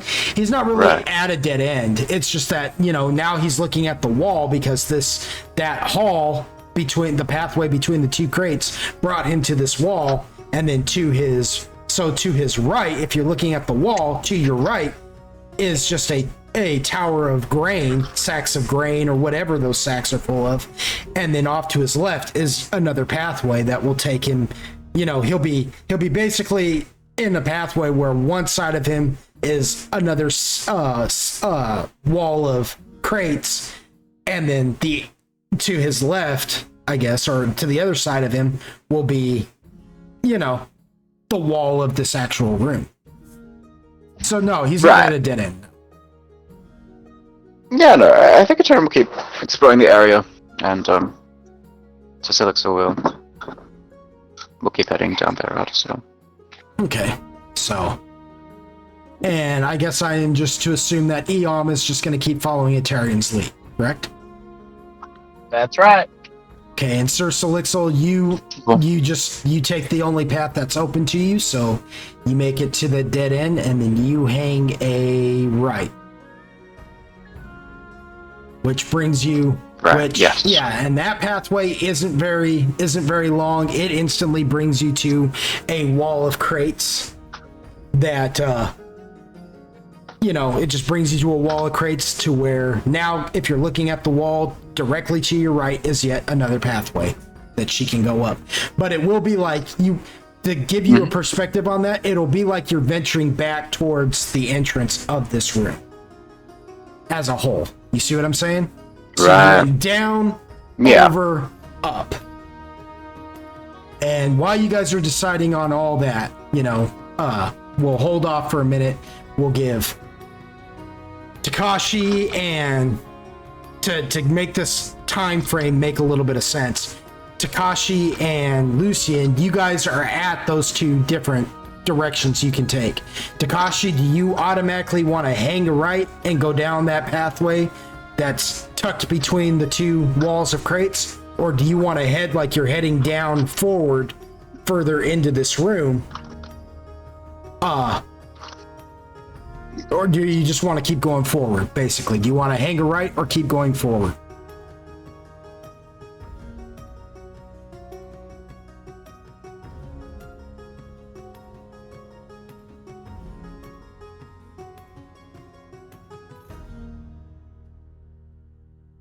Because you're the front runner of Lucian. So Lucian, I'm guessing, is just going to go whichever direction you go. But because you are the one up front, you've got to pick the direction you go.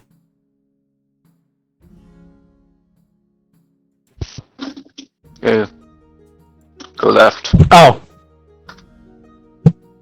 my apologies. I'm gonna keep going straight. And keep going forward? Okay. So Yes, take a right. No rights. yeah, so you go absolutely forward, and I guess Lucian, I'm to guess that you're just gonna follow Takashi. So you guys go all the way forward until you hit a dead end, but that dead end forward cuts left. So yeah, without any other option, you hang that left, and you find yourself much like Sir Solixel had found earlier, where you have found the farthest right-hand side wall of this room, and if you're looking at that wall, off to your right, there is another hallway or another pathway that will take you all the way down deeper into this room. Iterion, you are basically, at this point, you are just following every path. There isn't a lot of variance at this point. You are just cutting around. You go down, left, down again, deeper into this room till you find what has to be the very end of this room's wall. The farthest southern wall of this room you have found. And it cuts, if you're looking at that wall, it's going to cut back to the left. So you begin walking left, and we're getting this out of the way because, again, there isn't a lot of variance to it. But much like a maze, that takes you left, wraps you around back up like you would be going towards the entranceway of this room to a definitive dead end. You end up just in this little pocket. Okay. You just end up in this little pocket area where you're just staring at nothing but a wall of stacked crates. Directly in front of you, to your if you're going back up, it would be like to your left now is a wall of stack of crates, and to your right now is a wall of sacks full of something. So that's kind of the conclusion of the direction you took. However, Sir Solixel, she, you know, her variance isn't different, is kind of the same way. She heads the direction she goes, starts heading back up like she's headed towards the direction of the front entrance of this room, but it brings her into a wide area. This room, this section, this hidden little spot, she's surrounded by nothing but crates, just towering walls of crates. But tucked away just in this little pocket area where the crates aren't touching each other and hugging, you know, it's just a little pocket area. You see a treasure chest. Huh.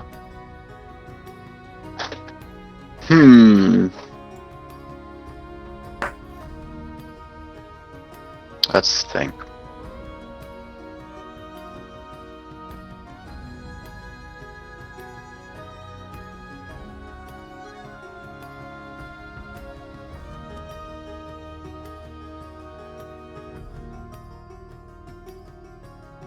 While you're thinking about I'd that, like to kind of. oh yeah, go for yeah. it. No, go for it.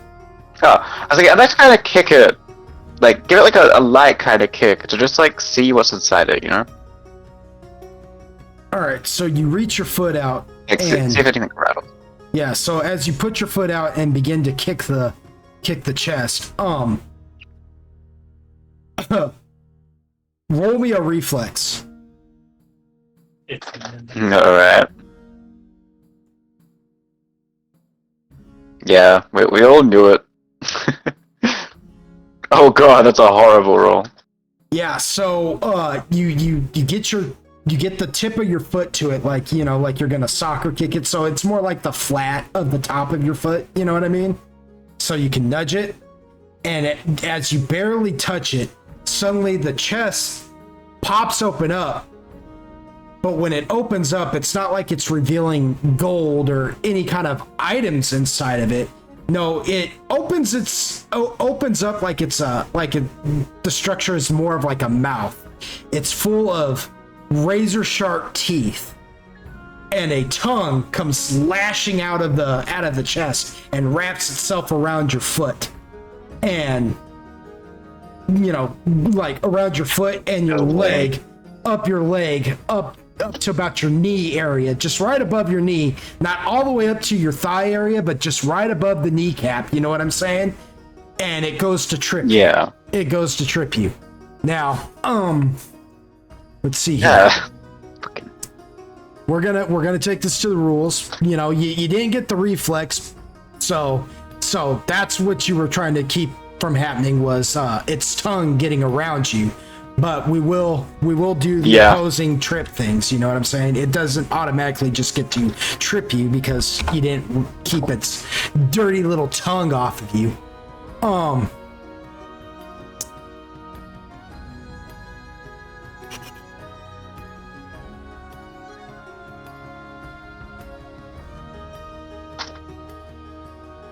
So, okay, so roll. Which one are you better at, dexterity or strength?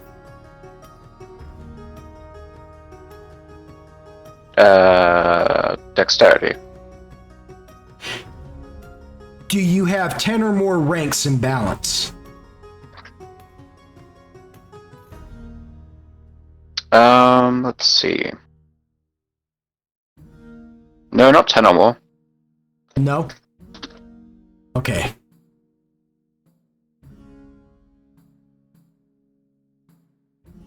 Okay, so you're better at dexterity though, you said? Yeah. That's okay, right. so go ahead and roll me a dexterity. Okay. And I'm going to open up this book here because there's nothing extremely amazing about this thing, you know. It's not like I've tweaked it or anything to make it a little bit more saucy. You know? So I'm just gonna go straight rules here. And, yeah, because sometimes I have to write certain things down and reference them because I'm like, nah, I tweaked that to make this just slightly more. But I did it with this. What is it better at? Oh, it's better. Okay, so it's strength versus your dex. Okay. That's all we rolling. Okay. They see me rolling, hating. And that gets me right and dirty.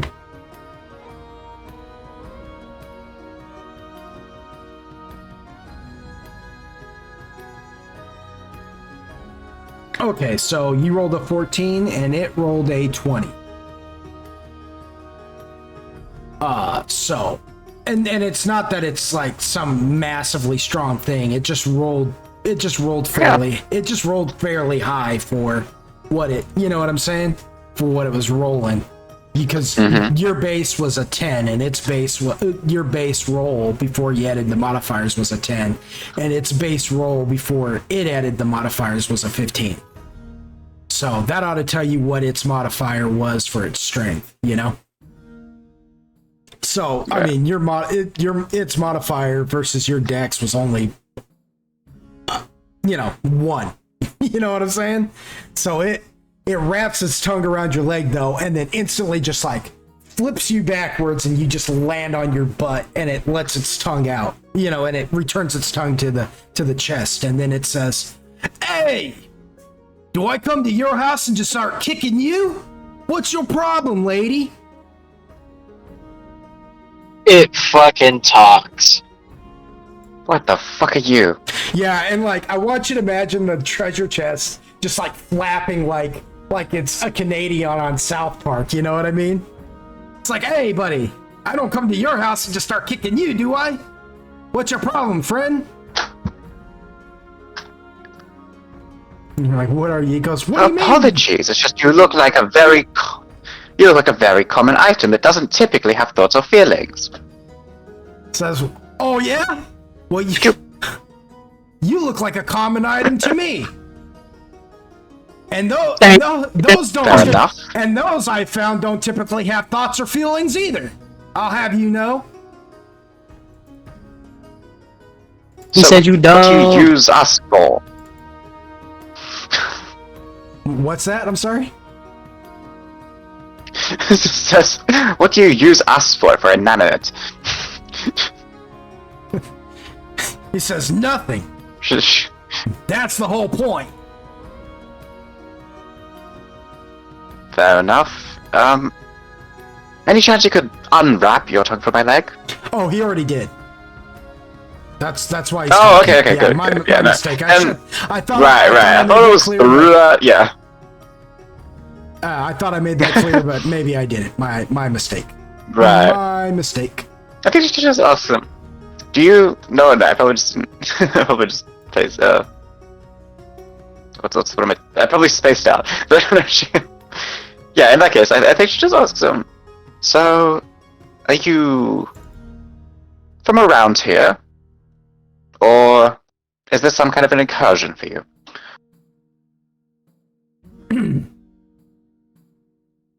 When you ask if I'm from around here, do you mean like I was born in this room? Like More if you've lived here for a long time now. Or if it's a recent development you find yourself in this place. He says, "Oh, nah. The owner of this basement, he pays me pretty good to hold on to the..." And then he stops and says, "But he just pays me pretty good. Takes care of me." Alright. Lovely. Well, we shouldn't have any business with you then. We're just doing some cleaning. Says, "Cleaning?" He goes, "Huh?" He goes, Oh, yes. Wait a minute now. You asking if I'm the one doing the incursion there, friend, but you're the one who's not supposed to be down here. What are you doing down here? What is it exactly that and he's like, you know what? I don't know his name. That the guy sent you down here for. What is it that you're supposed to be doing down here? I belong here. And it's I don't remember either. By the way, We were sent down though to oh yeah. No, go ahead. Oh. Yeah, I know. I'll finish my thought here in a minute. I don't remember his name either, but we were sent down here because of, well, like I said, cleaning. Apparently, some heebie-jeebie portal has opened up and it's letting the spookies in or something. I meant to get rid of a few of them. And close it up, I believe. Go ahead and roll a sense motive on him. And while you're doing that, I'm going to say, because at this point, there's really only one path that Takashi could have taken to get exactly to where Thal or Sir Salixel is at. That unless he decides at any point in time, and Takashi, you're welcome to interject, eventually from around the corner or entering this same little area, Takashi and Lucien appear. And like I said, this little spot is an opening area. It's not unlike you would find a grove in a dense forest. So all three of you can actually fit in here comfortably. But Takashi and Lucien, as you guys enter this room, you see Sir Salixel sitting there talking to what looks like a sentient object that looks exactly like what I just showed you. You know, it's a treasure chest, but instead of like the opening being like an actual opening and the chest is full of gold and riches or whatever would be somebody would be hiding in there, it's got teeth, it's got a maw, it's got this nasty looking tongue, or it's got this long pink tongue, and it's just like dripping like it's drooling. Oh, and Agaragis, you are there as well. I almost forgot about you. I'm sorry, I apologize. I forget that you're on Lucien's back sometimes. But yes, Agaragis, you see the same thing too. And oddly enough, you might be the only one not utterly disturbed by what you're looking at. I mean, that's completely up to you, but this might just look normal to you. You might just be like, oh yeah, looks fine to me. But yeah, you guys come in here and you witness this conversation going now. You're catching just the tail end of what we just said, what we just said to one another. But Lucien, you have a knowledge of Arcana, don't you? You have a knowledge of Arcana, right? Yes. I will allow you to look at this thing, do with it what you will, and roll a knowledge of Arcana if you want. Make your, if you want to, be disturbed, you can be disturbed or whatnot, but you can roll a knowledge of Arcana. Looking at this. I don't know, Sir Salixel, you might have knowledge of Arcana too, and if you do, I will allow you to roll for that as well. Did I pass? I mean, sure, we technically are trained. Technically. That's lucky. Yeah.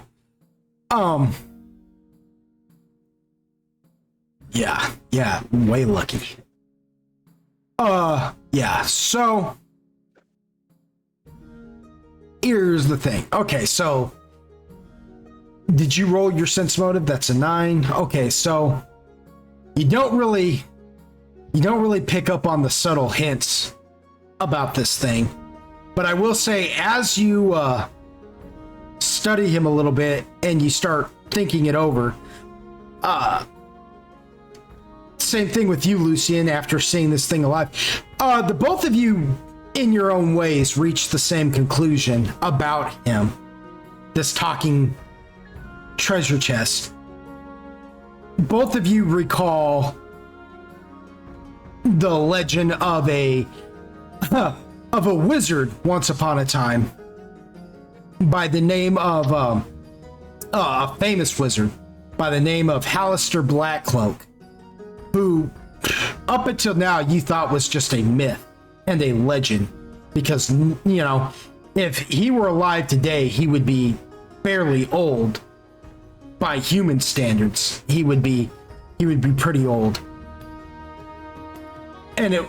But the legend goes that Alistair Blackcloak, who was an esteemed wizard, but a mad wizard, was capable of somehow blending what would be known as monsters, goblins or minotaur maybe, or just different things like that, with everyday household items. Treasure chests, beds, chairs, different things like that.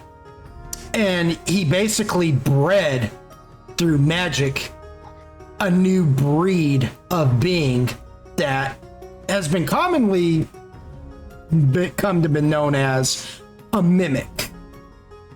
And the reason why they're called a mimic is because they can look like anything. You can't be sure what they are. You can't be sure that, like, that chair over there is a mimic until you sit down in it and then it grows teeth and bites your whole butt off of you. And again, up until now, they're not very common creatures. It's said that Alistair made these things, bred them, so he could put them through what he calls the Tower of the Undermountain, his domain, so he could put them in there as, like, traps, little traps for anybody foolish enough to go venturing in there. You always had thought he was just a myth, but now you're saying, well, maybe there's something to this myth, because you're looking at a thing of legend here. These things are not common. These mimic.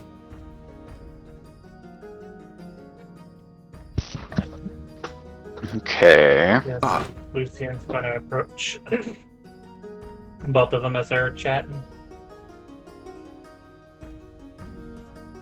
Iterion, you have been rushing back.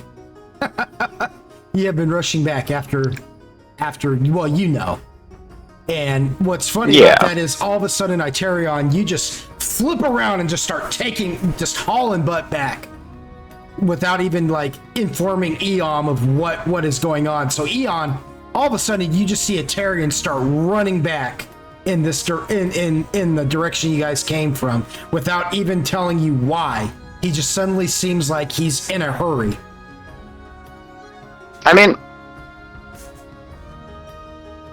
I think as soon as... Yeah, no. Makes sense. Yeah, well, because the way I look at it is you still can't be for sure. You know what I mean? And knowing what you know now, it could be even worse than what you thought. Considering, Alistair Blackcloak, his myth is pretty freaking, not the stories that revolve around him isn't ones of noble acts and bravery and kindness and romance. It is, here's this mad wizard, and he's known for, doing some pretty impossible things with magic and killing lots of people in along the way. It is sort of tragic in the sense where in the beginning the story kind of portrays him as just a student of magic. You know what I mean?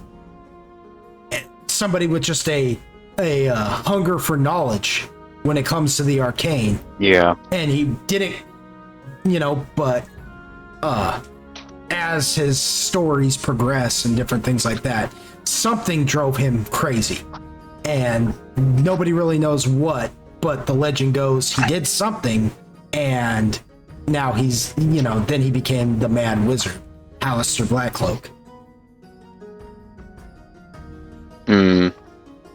Is Eon just chasing after Iterion too? Yeah, I think he kind of is, like, confused about it in some sense, but he's not gonna, like, argue or really even take the time to ask questions. He's just like, oh, I guess we're going this way now. All right. So within just a little bit, you guys will have caught up with the rest of the group. But for now, what did Lucien do with this knowledge? Because he was doing something, and then I don't know if I accidentally interrupted you or you had to stop and think about something or other. Oh, no, Lucian just approached both the mimic and the twin and just kind of stood there. Oh, okay. What about Takashi? Yeah. Maybe like sat down next to the twin and just stared at the mimic. Yeah, and it's the funniest thing because you guys aren't even talking about this. Like Sir Solixel and Lucien, you guys aren't sharing information, but because you both know the legend of Hallister Blackcloak, it has put you both equally at unease, you know? Because you're just like, yeah, this is the Mad Wizard, you know? This is something the Mad Wizard created. And his stories don't always end good. So if this is one of his creations, this might be bad. He other than, and I will say, Sir Solixel, even though he tripped you at first, he's been barely civil since then. You know what I mean? So, Takashi, what is Takashi thinking about all of this at this point? That's a talking box. Pretty neat. I want to go talk to the box. All right. What does Takashi say to him?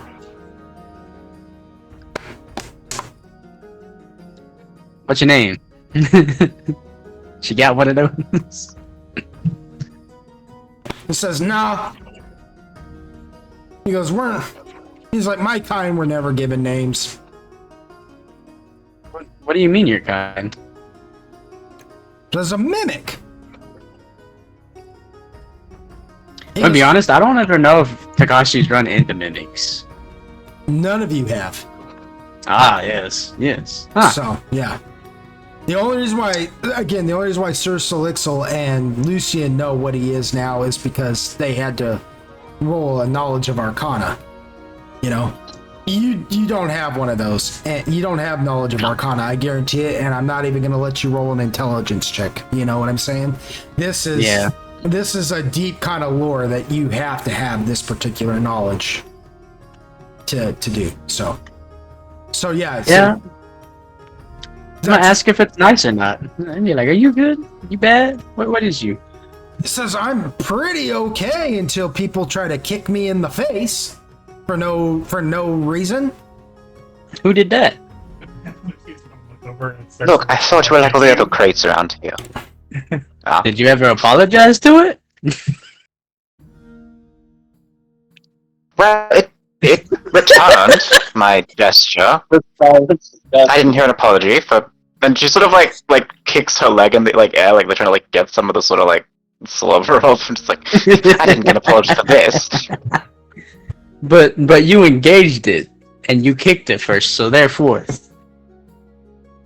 Are you saying you haven't tapped any of the boxes around here? It just like points around them. No, I just thought this was normal. I mean, there's a bunch of boxes. Just thought it was normal for this kind of guy. I mean, after all, did you see the shop that we entered? I guess we do have a talking tree. Alright, my bad. I apologize. He says, apology accepted. Back and forth. I want to ask the mimic, how did you end up here? He says, oh, well, and he goes to say something. Go ahead, and then like stops. Goes, well, I was like, he stops, almost like, it isn't like he stuttered or he thought better of it. He just said, he begins the story, stops, like he's frozen for a minute, and then picks up the conversation and says, and then the guy who owns this place just offered me a job and said, here, stay here and hold on to, and then he stops only, then it's not the same. He just stops and says, he just hired me to sit here. I imagine they're guarding something and probably can't reveal what it is. I will allow 2 different kinds of rolls depending on how you guys want to go about this. You can roll a knowledge of Arcana again, or you can roll a sense motive. For all of us or just them? Whoever wants to. Well, you can roll a sense motive only, Takashi. Yeah, that's what I was asking. I knew it. That yeah. I was just gonna. What's better? No, it's about the same. Yeah, let me roll sense for you real quick. Whatever that's about.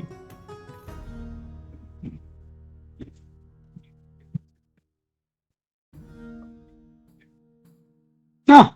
Well, Okay. like I said, that one was just ass. You're gonna. Okay, so based upon this, Sir Solixel and Aterion, you guys are just kind of confounded still. You're just so confounded that you have found something that you've only heard myth about actually exists. Or Sir Solixel and Lucian, I'm sorry.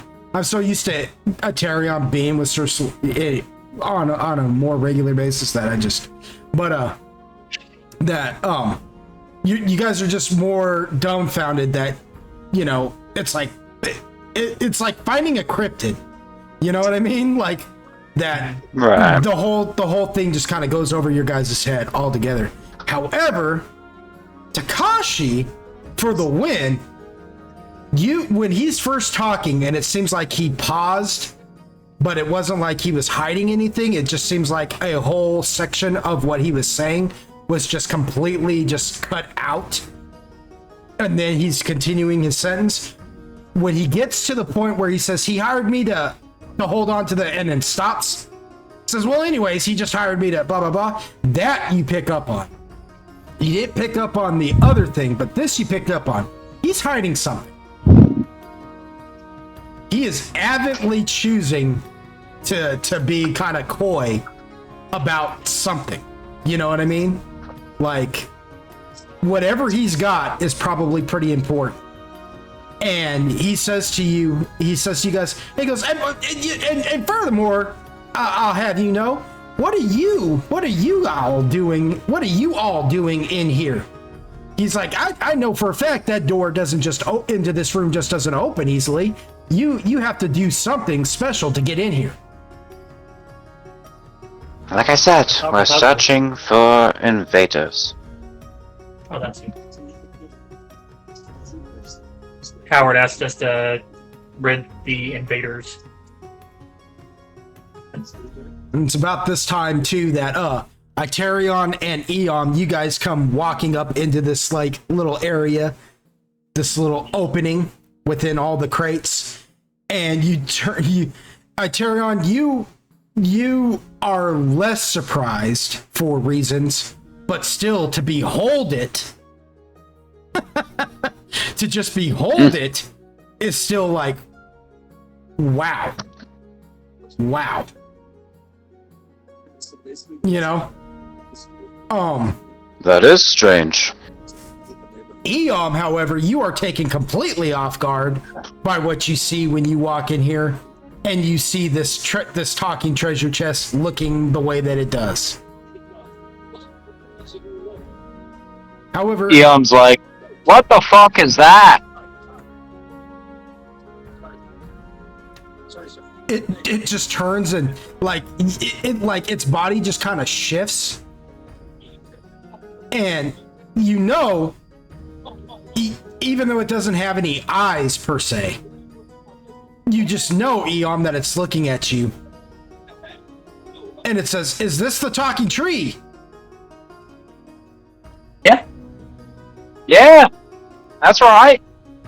I'm a tree. At least something. And for a moment, you see like fucking Eom beam with pride, and he's like, "See, somebody gets it. At least somebody around here knows that I'm just a tree." It shifts its attention back to like all of the rest of you. Again, you guys don't see any eyes, but you know, somehow you just know that it takes a moment to look at each and every one of you before it says, you have a talking tree and I seem weird to you. Eom's just going on like in the background, that talking about how magnificent he was as a tree. You know, like I imagine everybody just goes on about their business talking to it, but there's Eom in the background being like, "See, I was glorious. Even this talking fox knows that I was a beautiful tree just upon seeing me. My magnificence is eminent before me." You know? You Nice. ought to like, you ought to develop this like running gag where every time he does that, when he mentions the tree, every time it's a different tree. Like you said about your fun fact today, like what tree is he right now? You know? What tree is he right now? Yeah, like what tree in this spiel is he right now in his mind? Like, let me think. He probably like kind of tree would be an acacia. He's like an acacia. He was like, "I was a beautiful acacia. That's why I'm so orange." You know? Nice. No, I'm gonna look at him and be like, I thought you were a different tree last time. And he's like, "Says the orc. You don't even know how tall you are." Me, I have the strength of an oak. I was within like 10 seconds. He's like, "Because I was a beautiful oak." It's like, like the span of 10 seconds, he went from being an acacia to an oak within the span of this one conversation. I have the strength. I'm strong like an oak. That's because I was one. Oh, it's too I much. think he's going through an identity crisis, guys. I think Silixa is sort of just they don't really like they're more engaged with the mimic, and just in response to what they said, she just sort of crosses her arms and then just like with one of her hands kind of like from the cross arms position like vaguely gestures in the direction of like the crates around them, just says "Well, do you talk to them?" He says, "Why would I talk to them? They're inanimate objects. They're just boxes." Well, I'm just saying there's a striking similarity when you're closed. He says, "Oh, really? So me, a treasure chest mimic, is strikingly similar to a bunch of dusty boxes that I'm pretty sure he only put here to funnel people the way that he's clearly funneled you." It's a lot of effort. Says, Can "Well, we not insult the mimic? I'm not insulting it. I'm just explaining my reasoning. Them. Can I ask them? I'm gonna ask the mimic what it's hiding. I don't like that we just glossed over that. he says, "Oh, really? You want to know? You want to know? You could tell I was hiding something, huh?" He goes, okay. Here's the spiel. And he takes his tongue and sticks it in his mouth, and then pulls out a piece of like a scroll real quick, and he like holds the scroll, and as it unfurls, and he goes, "I wrote it down because I didn't want to forget. Because okay, if they want to ask you, okay." And he rolls it back up with his tongue and puts it back in. And goes, "All right, I'm supposed to ask you this question, and this question, and if you can get it, then it's yours. You ready?" Huh. Yeah. He says, "All right. I have teeth, but I cannot bite. I have a spine, but no bones. I give you access, yet I never go inside. What am I?" Is it a key? That's a few questions. He looks at you, Eom, and he goes, "Oh!" He goes, you got it within a couple of seconds, didn't you? And here I thought, he's like, "All right, well, I got another one." And then he stops and goes, "No, Hang on. no, I don't." The key does have a... The key does go inside. He says, "Look, He looks at who says that to him. Is it Sir Solixil or it's just Elixir, yeah. Itarian's still just kind of like studying it from like a few paces back. Yeah, he looks at her and says, "Look, lady, I didn't write the riddle, okay? Like, you got a problem with You're right, I'll take it up with... It was the owner of this place, right? Yes, take it up with my boss." Go to. Eon's in the background being like, see, it's because I'm wise. I told you it was because I'm an oak. He's just going on again about how fucking mighty he is. He reaches down, he takes his tongue, and you can just hear him rumbling around inside his own, like, for a lack of a better word, he takes his tongue, and you can hear him rumbling around inside his own box. And you just hear... Oh god, nice. You hear a couple of things crash, too, and he's like, no, it's not that. It's not that. He goes, no, can't give him that. That's a stone. If I give him that stone, I mean, Lord knows. He goes, that already came from a Titan. And then he pulls out... Oh, no. Yeah, he pulls out the key. And he says, there you go. And he, he rolls his tongue and bounces it off the center of it, in your direction, Eon. Nice job. I think Sisilix was going to use prestidigitation to clean. Like, they wave their hand over their leg and clean the sort of stuff off and straighten out the chest. And go. Well, thank you for that. Yeah, I think Eon isn't even paying attention to the fact that the key was rolled over to him. He's just too busy continuing to talk about how great of a tree he was. So it's just open for anybody to take.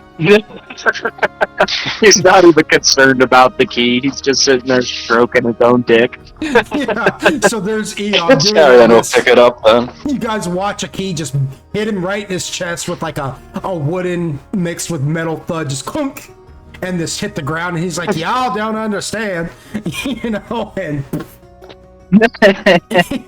yeah. And then it's picked up by Atarian or Sir Solixil. Yeah, Itarian. Oh, okay. So Atarian, Since that kind of proposal. And he says, I am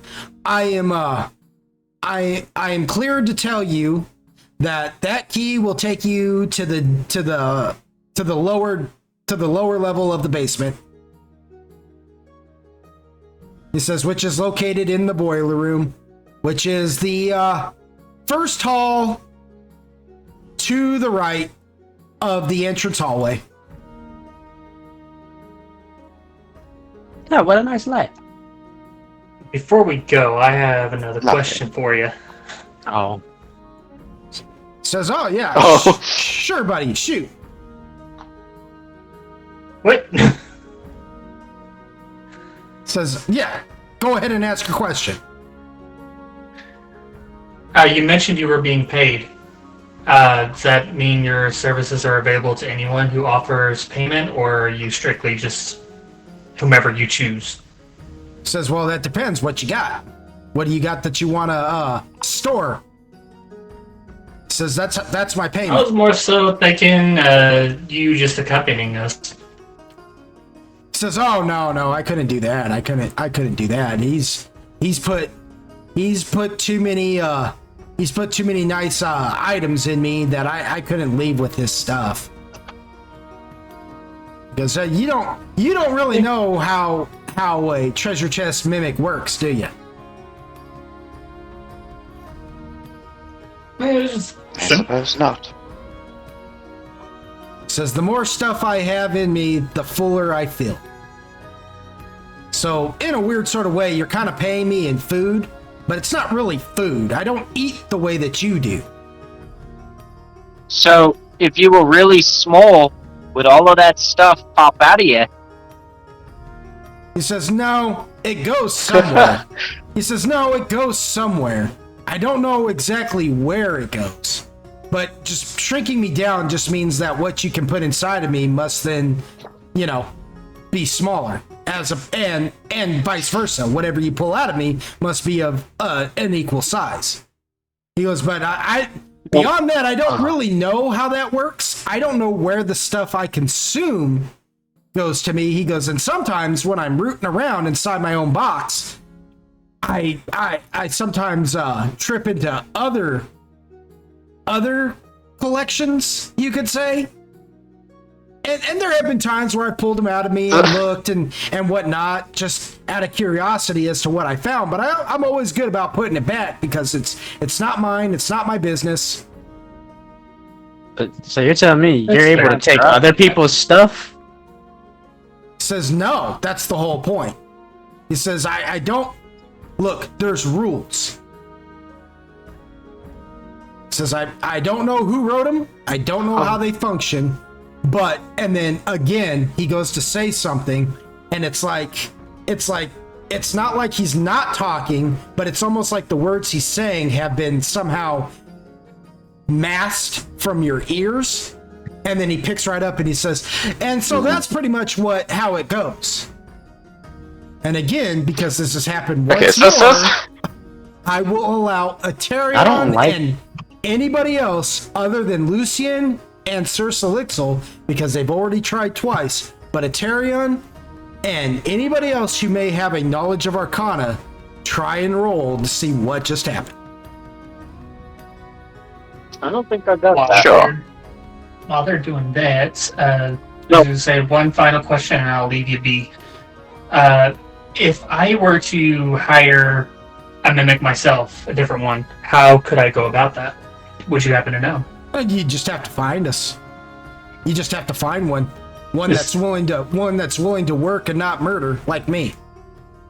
He goes, it's really easy Fair when enough. you find a treasure chest one, because that's kind of our function anyways, is, you know, and then it happens again, and then he picks up and he goes, so that's really why we function the way that we do, because, you know, and the reason why this isn't picking up with Sir Salixel and Lucian anymore is because you guys have already tried twice, so it's not really dawning on you that this is happening anymore.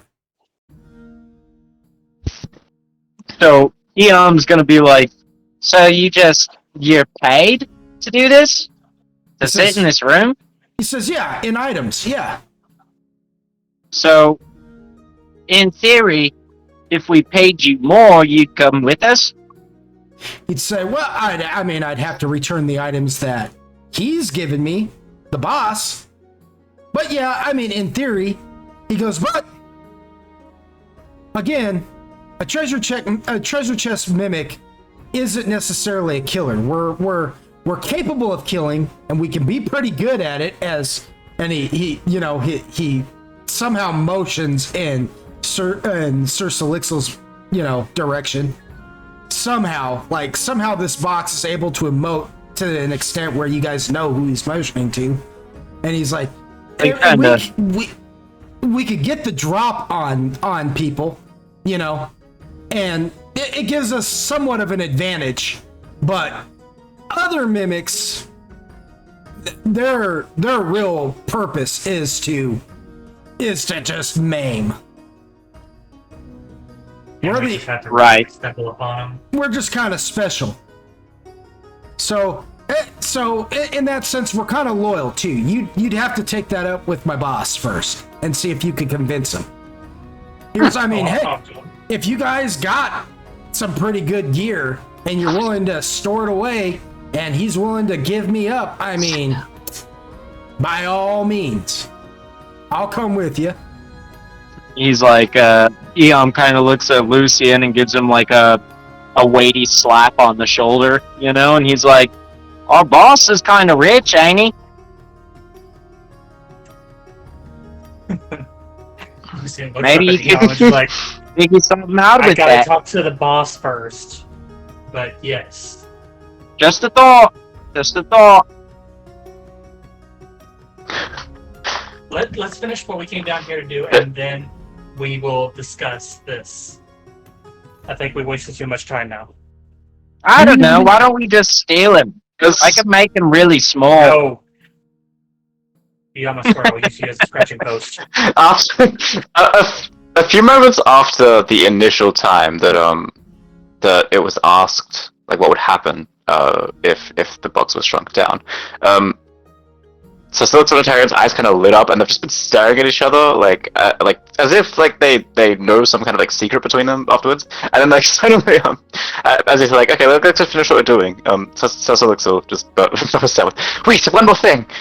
All right, so you mentioned if you were shrunk down small enough, then the items that were big enough to be put inside you previously wouldn't necessarily fit, right?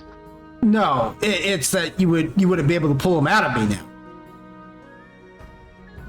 Because they're too large to fit out of my opening. And then anything you put inside me will have to be small enough to fit inside me now because you have shrunk me for some strange reason. Well, that's easy. I could just make him really small and then really, really big. I think he can do that himself, you know. Her face kind of drops as it's just like, oh, so if you already had something big in there and then we tried to summon it back up, it wouldn't, I don't know, like explode a more murdery mimic if we came into that situation. He said, oh, no. It just wouldn't work. He says, oh no, because the only way to get something out of me is I've got to retrieve it with my tongue, and because my tongue is now small, I won't be able to even grasp it.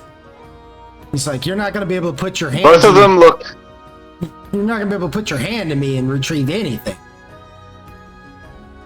Both of the twins just look genuinely dejected, like just actually disappointed. So, well, thanks for answering. Says, wait a minute. He's gonna roll a sense motive real quick. He is gonna trying to figure out a way how to explode a mimic. If he succeeds, he would understand it's nothing to do with them. Well, like, with him personally. Okay, well, I'll play fair by that, and that'll be the genuine answer. You know what I mean? But if he doesn't succeed, he's gonna wonder why it was so important to know how to make him explode. That's what he's gonna take from that. You know what I mean? Does he have... Yeah. No, he sure doesn't. So, sense motive is a what? Wisdom, or was it an intelligence? Does anybody know? Does anybody know when you guys were rolling I think wisdom. I can double check. I will check. It is a wisdom? Yes. It is a wisdom.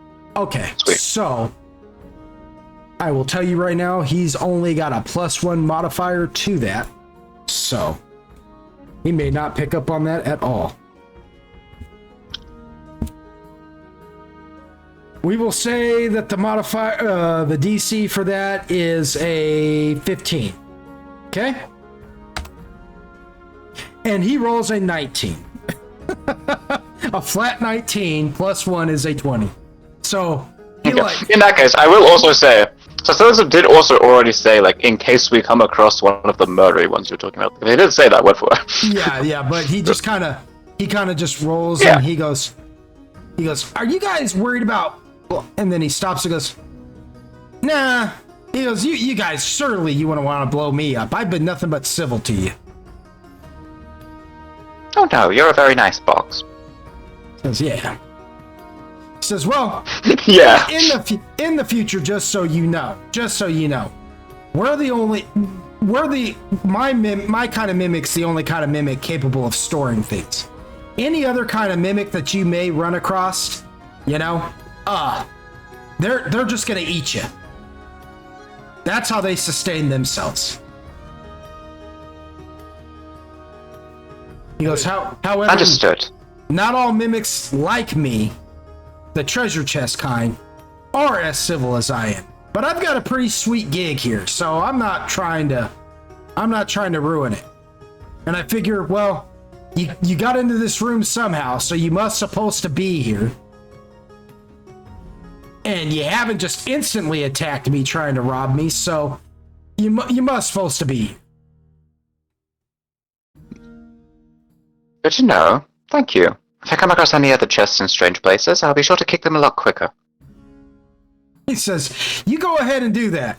Because you go ahead and do that, but the next one might not trip you. The next one might just take the leg, if you're unlucky. Keep that in mind. Much quicker. He goes, sure. I think it's time we go. Thanks for talking with us. says, "No problem, buddy." Good sitting. I think that's when it begins to. I like this chest. He's a nice chest. I'm gonna call you So you Bartholomew. leave the room, Lucian is gonna say, "Why can't I Oh, indeed. let's take that mimic with us?" Do what? Okay, well, hold on. In response to what Takashi just said, he said, "Call me what you want." I mean, I wasn't given a name by, and then he stops, and again, and he goes, "They just didn't see the need to." But at this point, because so many Arcana checks have been failed, it isn't even registering to you guys that that's what's happening anymore.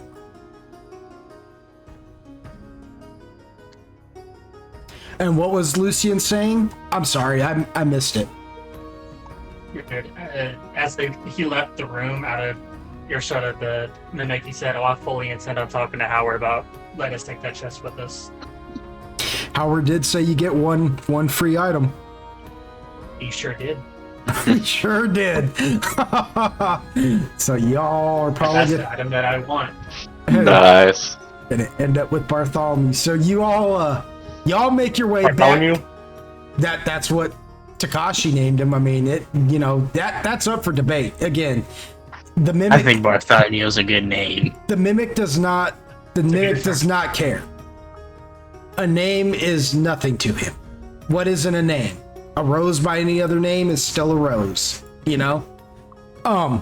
But y'all make it back to the entrance of this room, and there's Tathali's statuesque effigy just sitting there, you know? And the mimic told you guys where to head. You know, he said this key will go to the secret trapdoor that is hidden in the boiler room. That is the first hallway that you will come to in the entrance to the basement. And it will take you to the lower floor.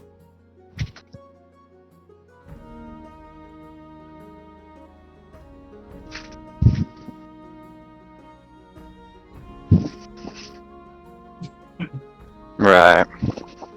So it is completely up to you what you want to do now. Well, I guess we'll go to the boiler room. Okay. I think. No.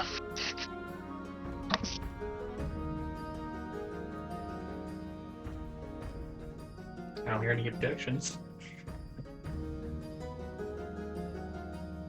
Yeah, and it is completely up to you guys what you want to do. I mean, do we still got the key? Yeah. Did anyone pick up the key? Yeah. Yeah,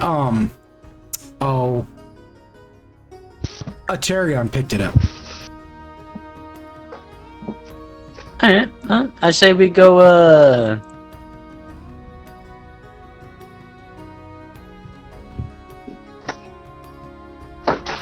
and go to the boiler room.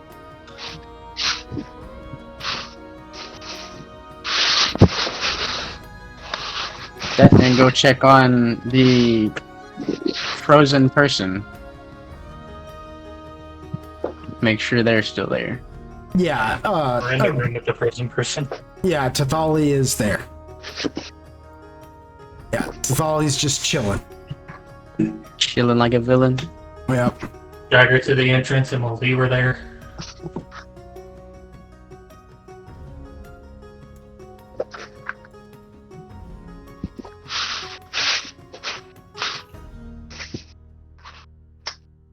If you wish, you guys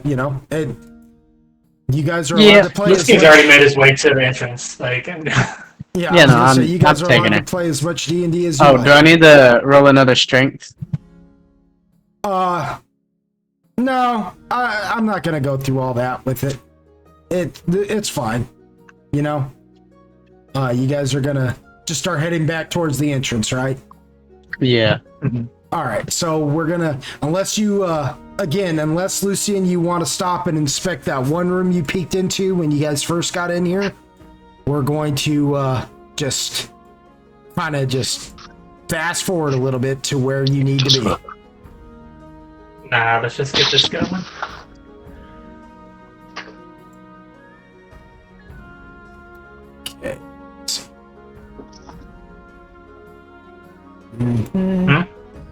I'm talking to myself for a second. Oh, but you did leave to Thali just at the entrance. Okay. So boom, boom. Okay, so this hallway is wide enough that you guys can walk like three in a row. You know, the marching order can be 3 in a row, like 3 side by side. So who's up front? Who's in the back? It's important, I know, but it seems like it is important.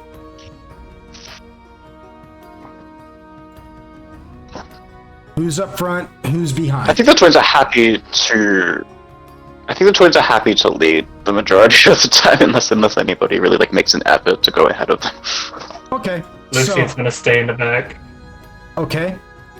What about Eom and Takashi? Who's up there in the front with the twins, and who's in the back?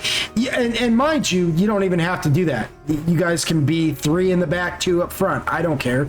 Or you can be 2, 2, 1. I don't care what combination you do it. I just am curious as to what your marching order is. I'll walk up front. How long has it been actually? In game. Well, that's hard to gauge. Okay, that's a hard thing to gauge. But I will say that it feels like it might have been like almost a full day so far. Okay, I was just gonna say because I have the thing where I regen 5 points. So I was just gonna see if I Sure. probably. Yeah, you could Went back regen to the 4. 5. Yeah, you can regen the 5 if you want. Also, something I forgot to tell you about the South Islander orcs. Every kind of orc, right? You are an islander orc, while there are like a type of orc known as the Shargrasi, and there's another type of orc known as the Groomshai, right? Every one of these orcs do regen 5 hit points because of their heritage. However, every single one of them also has an extra gift. So once per day, you can go into a barbarian rage. That is just an extra gift. Write that down. Yeah, Shargrasi orc have an extra gift besides the regen. You know what I'm saying? And the Groomshai orc have an extra gift besides the regen. It's because of the subrace of the orc. You know what I mean? There are 3 kinds of orc, who are basically subraces of each other. And a South Islander orc, or an Islander orc, is really what you're just known as. An Islander orc is can once a day go into a barbarian rage.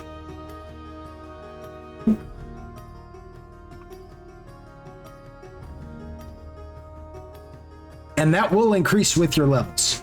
It's like monster. Nice. It is like monster level, but you're only at level 3 right now. So damn it. Yeah. So maybe in the future. Yeah. And I meant to tell you that when we first started playing, and then I made this whole video about the lore where I was talking about the Shargrasi orc, and I mentioned their extra gift besides the regen, and I was like, I never gave, Icy his extra gift. So, yeah. All right, so the marching order is Takashi, the twins up front, and then Lucian, Agaragis, and Eom in the back. So it's 3. Because Eom, noticing that Takashi's going to go up front, decides to stay in the back. Nice. It's so funny, dude. So you guys go down the hall, and you eventually reach a door, right? The door isn't at the very end of the hall. It's actually on the right-hand wall. And it will take you into another room. This door does have a handle, and but this door does have a handle. You know what I mean? It has a way of getting into it. But it is closed.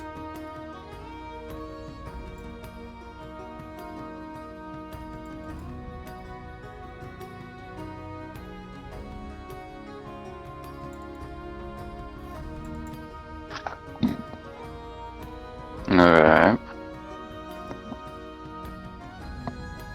Again, it is up to you what you want to do. We're allowed to play as much D&D as you like.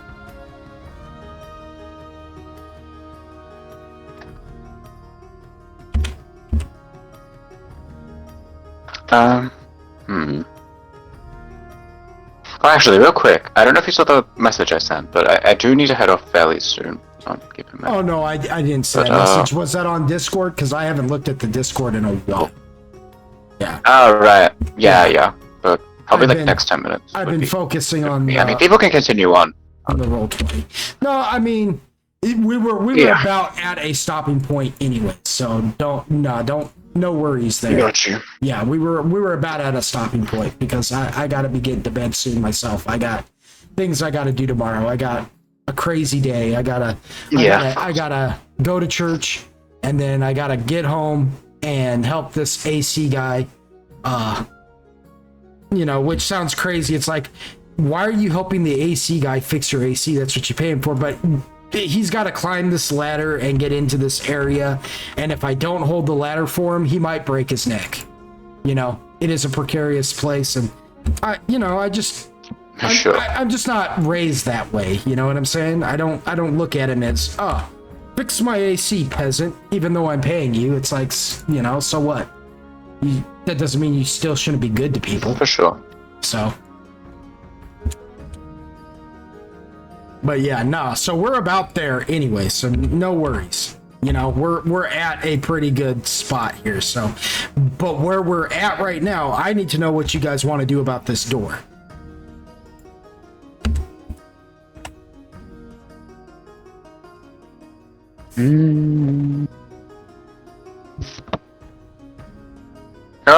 Is there any way to peek under or like through the keyhole, or is it pretty tight? There isn't actually a keyhole to be seen. It's just a door with a handle. Alright. Cool. Yeah, I'll just kind of open it up carefully. Do a little, Sesame. peek through the... I think, Yetarian will, once again. Okay, so you just open it up a crack You're gonna make up. and start peeking through it? Yeah. The second you open it up a crack, for whatever reason, Crow, shudders a little bit and flies off of Agaragus's head. No questions, no answers given. He's not even bothering to even stop. If you wanted to ask him questions, he'd have none. You know what I mean? None. Of course, none of you know he can talk except Agaragus at this point. But you just hear him just go flying out like a crow, just and just takes off. Okay. And the room. Lucian is going to have his hand on his whistle, ready to use it if needed. Fair enough.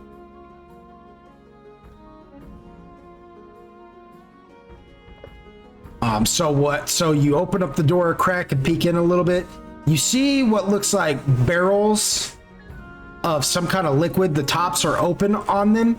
And then you can see what looks like strange, archaic yet sophisticated, what looks like boilers and fans and piping in there. It looks like what you would expect of a boiler room, but not as, just not as archaic looking. This looks strangely more sophisticated than you're used to seeing from boilers. Almost advanced, like way more advanced than what maybe you've ever seen. Like some of you can see kind of the boilers and you can kind of see the barrels, but what you're mainly seeing is this like these large square boxes that look like they have fans in them because there's air blowing out the tops of them, and they've got this advanced piping coming out of them, going into the ground and stuff like that. But having only opened it up a crack, that's about all you can see.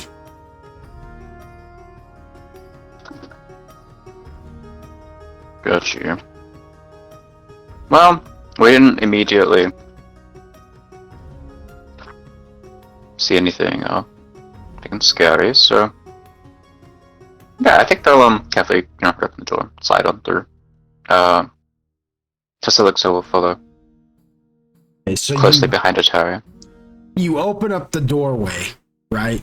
As you open up the doorway and you guys prepare yourselves, the door opens and swings open, and the second you open up the door, it's almost like a darkness spell is lifted off the room. And in there you see, well, two zombies, as you've seen before. You've seen these zombies before. You have faced off against them already once.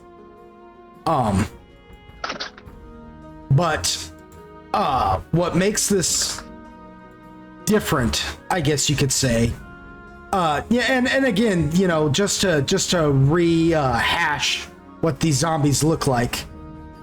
Even though they are zombies, they're humanoid. They look like men or humans, but their skin is gray, almost tainted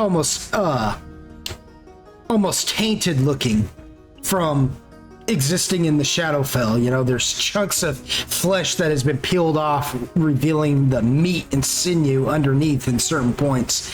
But their eyes are purely white, and they've got maniacal grins on their faces. And however, even though their eyes may appear to be stark white, almost as if they're rolling in the back of their head, there is something about the expression on their faces that, unlike your typical zombie, it reflects that there is a degree of intellect on them,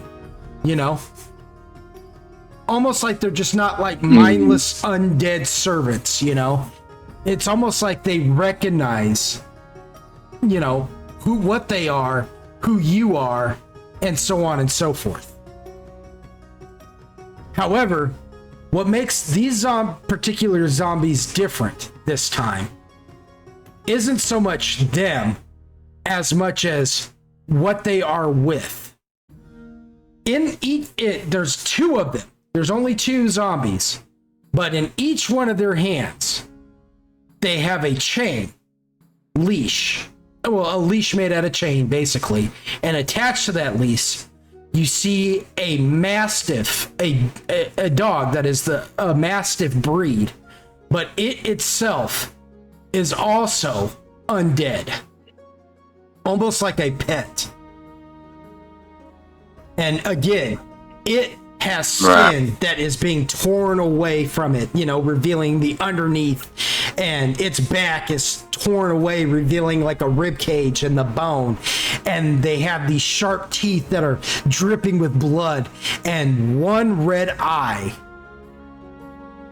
while the other eye looks as if it's missing. And they just instantly start snarling and barking in your direction, trying to pull at their master's chains as their masters hold on to the leashes, keeping them at bay. And again, even though these are zombie creatures, their skin is tainted gray from the taint of the Shadowfell. There is a level of intellect even with these zombie mastiff that indicates that these aren't just your typical zombie dogs, that they almost retain a certain level of coherence that they would have as a living dog, as if they recognize the fact that The zombies are their masters, their owners. You know, this is a master and pet relationship. These aren't just your mindless undead. And that is where we are going to end tonight's session. You guys have basically come into this boiler room and found 4 foes.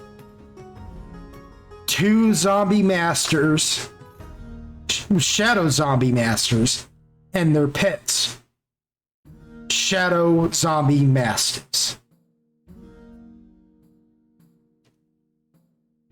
And next week, we will pick up at the fight that is going to occur here. Hell yeah. See, we were almost done here anyways, because it was getting late. I knew an encounter was coming up, and I was like, we're just gonna call it. We're gonna get him to the encounter, and we will call it. But yeah, man, it was so good to have you guys back. I mean, thank you for coming back. Thank you for not having lost interest in the campaign and wanting to return to, play the one shots. Yeah. I'm sorry, what were you saying, Mind Doc? I'm just bumping gums. I just said it's cool we got to play a bit. Yeah, and we'll get to play more. So, again, my job, I won't be working on the weekend, so I will have, I will have free Saturday, and unless money gets tight, I may have to postpone and work voluntarily on the weekend just to make an extra couple of bones, as Icy would like to call it. But but for the most part, our Saturdays will be free. So, man, thank you guys for returning. All of you. You guys are beautiful. You are. Thank you. I had fun tonight. It's like I said in the message on Discord, I was getting tired of feeling homesick about a made-up world. So I was so glad to get to return here tonight. And I'm so glad you guys got to meet the Mimic tonight. I'm so glad you guys got to meet the Mimic tonight. I was like, it would be fun.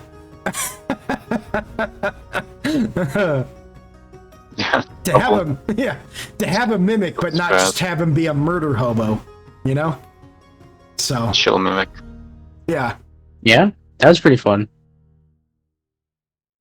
Well, to the audience at home, I want to thank you guys for returning and man, I missed doing this, and I'm glad that I'm getting to do things on the channel again. That my life is somewhat calming down enough to be able to do these. Oh yes, Lucian. Oh yes, that is fantastic. And you know what? Word. If you end up pulling the trigger on that, that will become your new character picture. But yeah. But regardless, I just want to thank the audience at home for joining us again. And like I said, it's nice to start feeling a little bit of sense of normalcy again, where I'm not just in this state of anxiety. And I don't get anxious too often. I'm never really that, I get frustrated, but I don't get anxious, and there is a difference, So when I do start feeling anxious about things, my life is getting to that point where it's making me anxious. I'm not used to that feeling, so it's, anxiousness, empathy, compassion. These are not things that are known to me. No, I'm just kidding. Ain't no pungish. Yeah. But no, I just want to let the audience at home know you all are beautiful, and I love you as well. To Dem Ol School Gamers, you guys are beautiful, and I love you guys as well. And Dragons, if you listen to this and you get this far, just know that I love you and I miss you. I miss that beautiful voice of AGTX, the Dragons.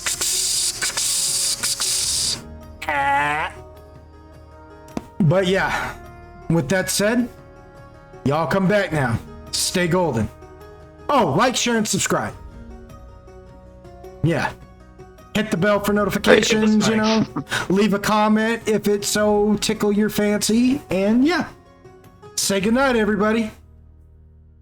Good night. It's been too long. Good night. Noi.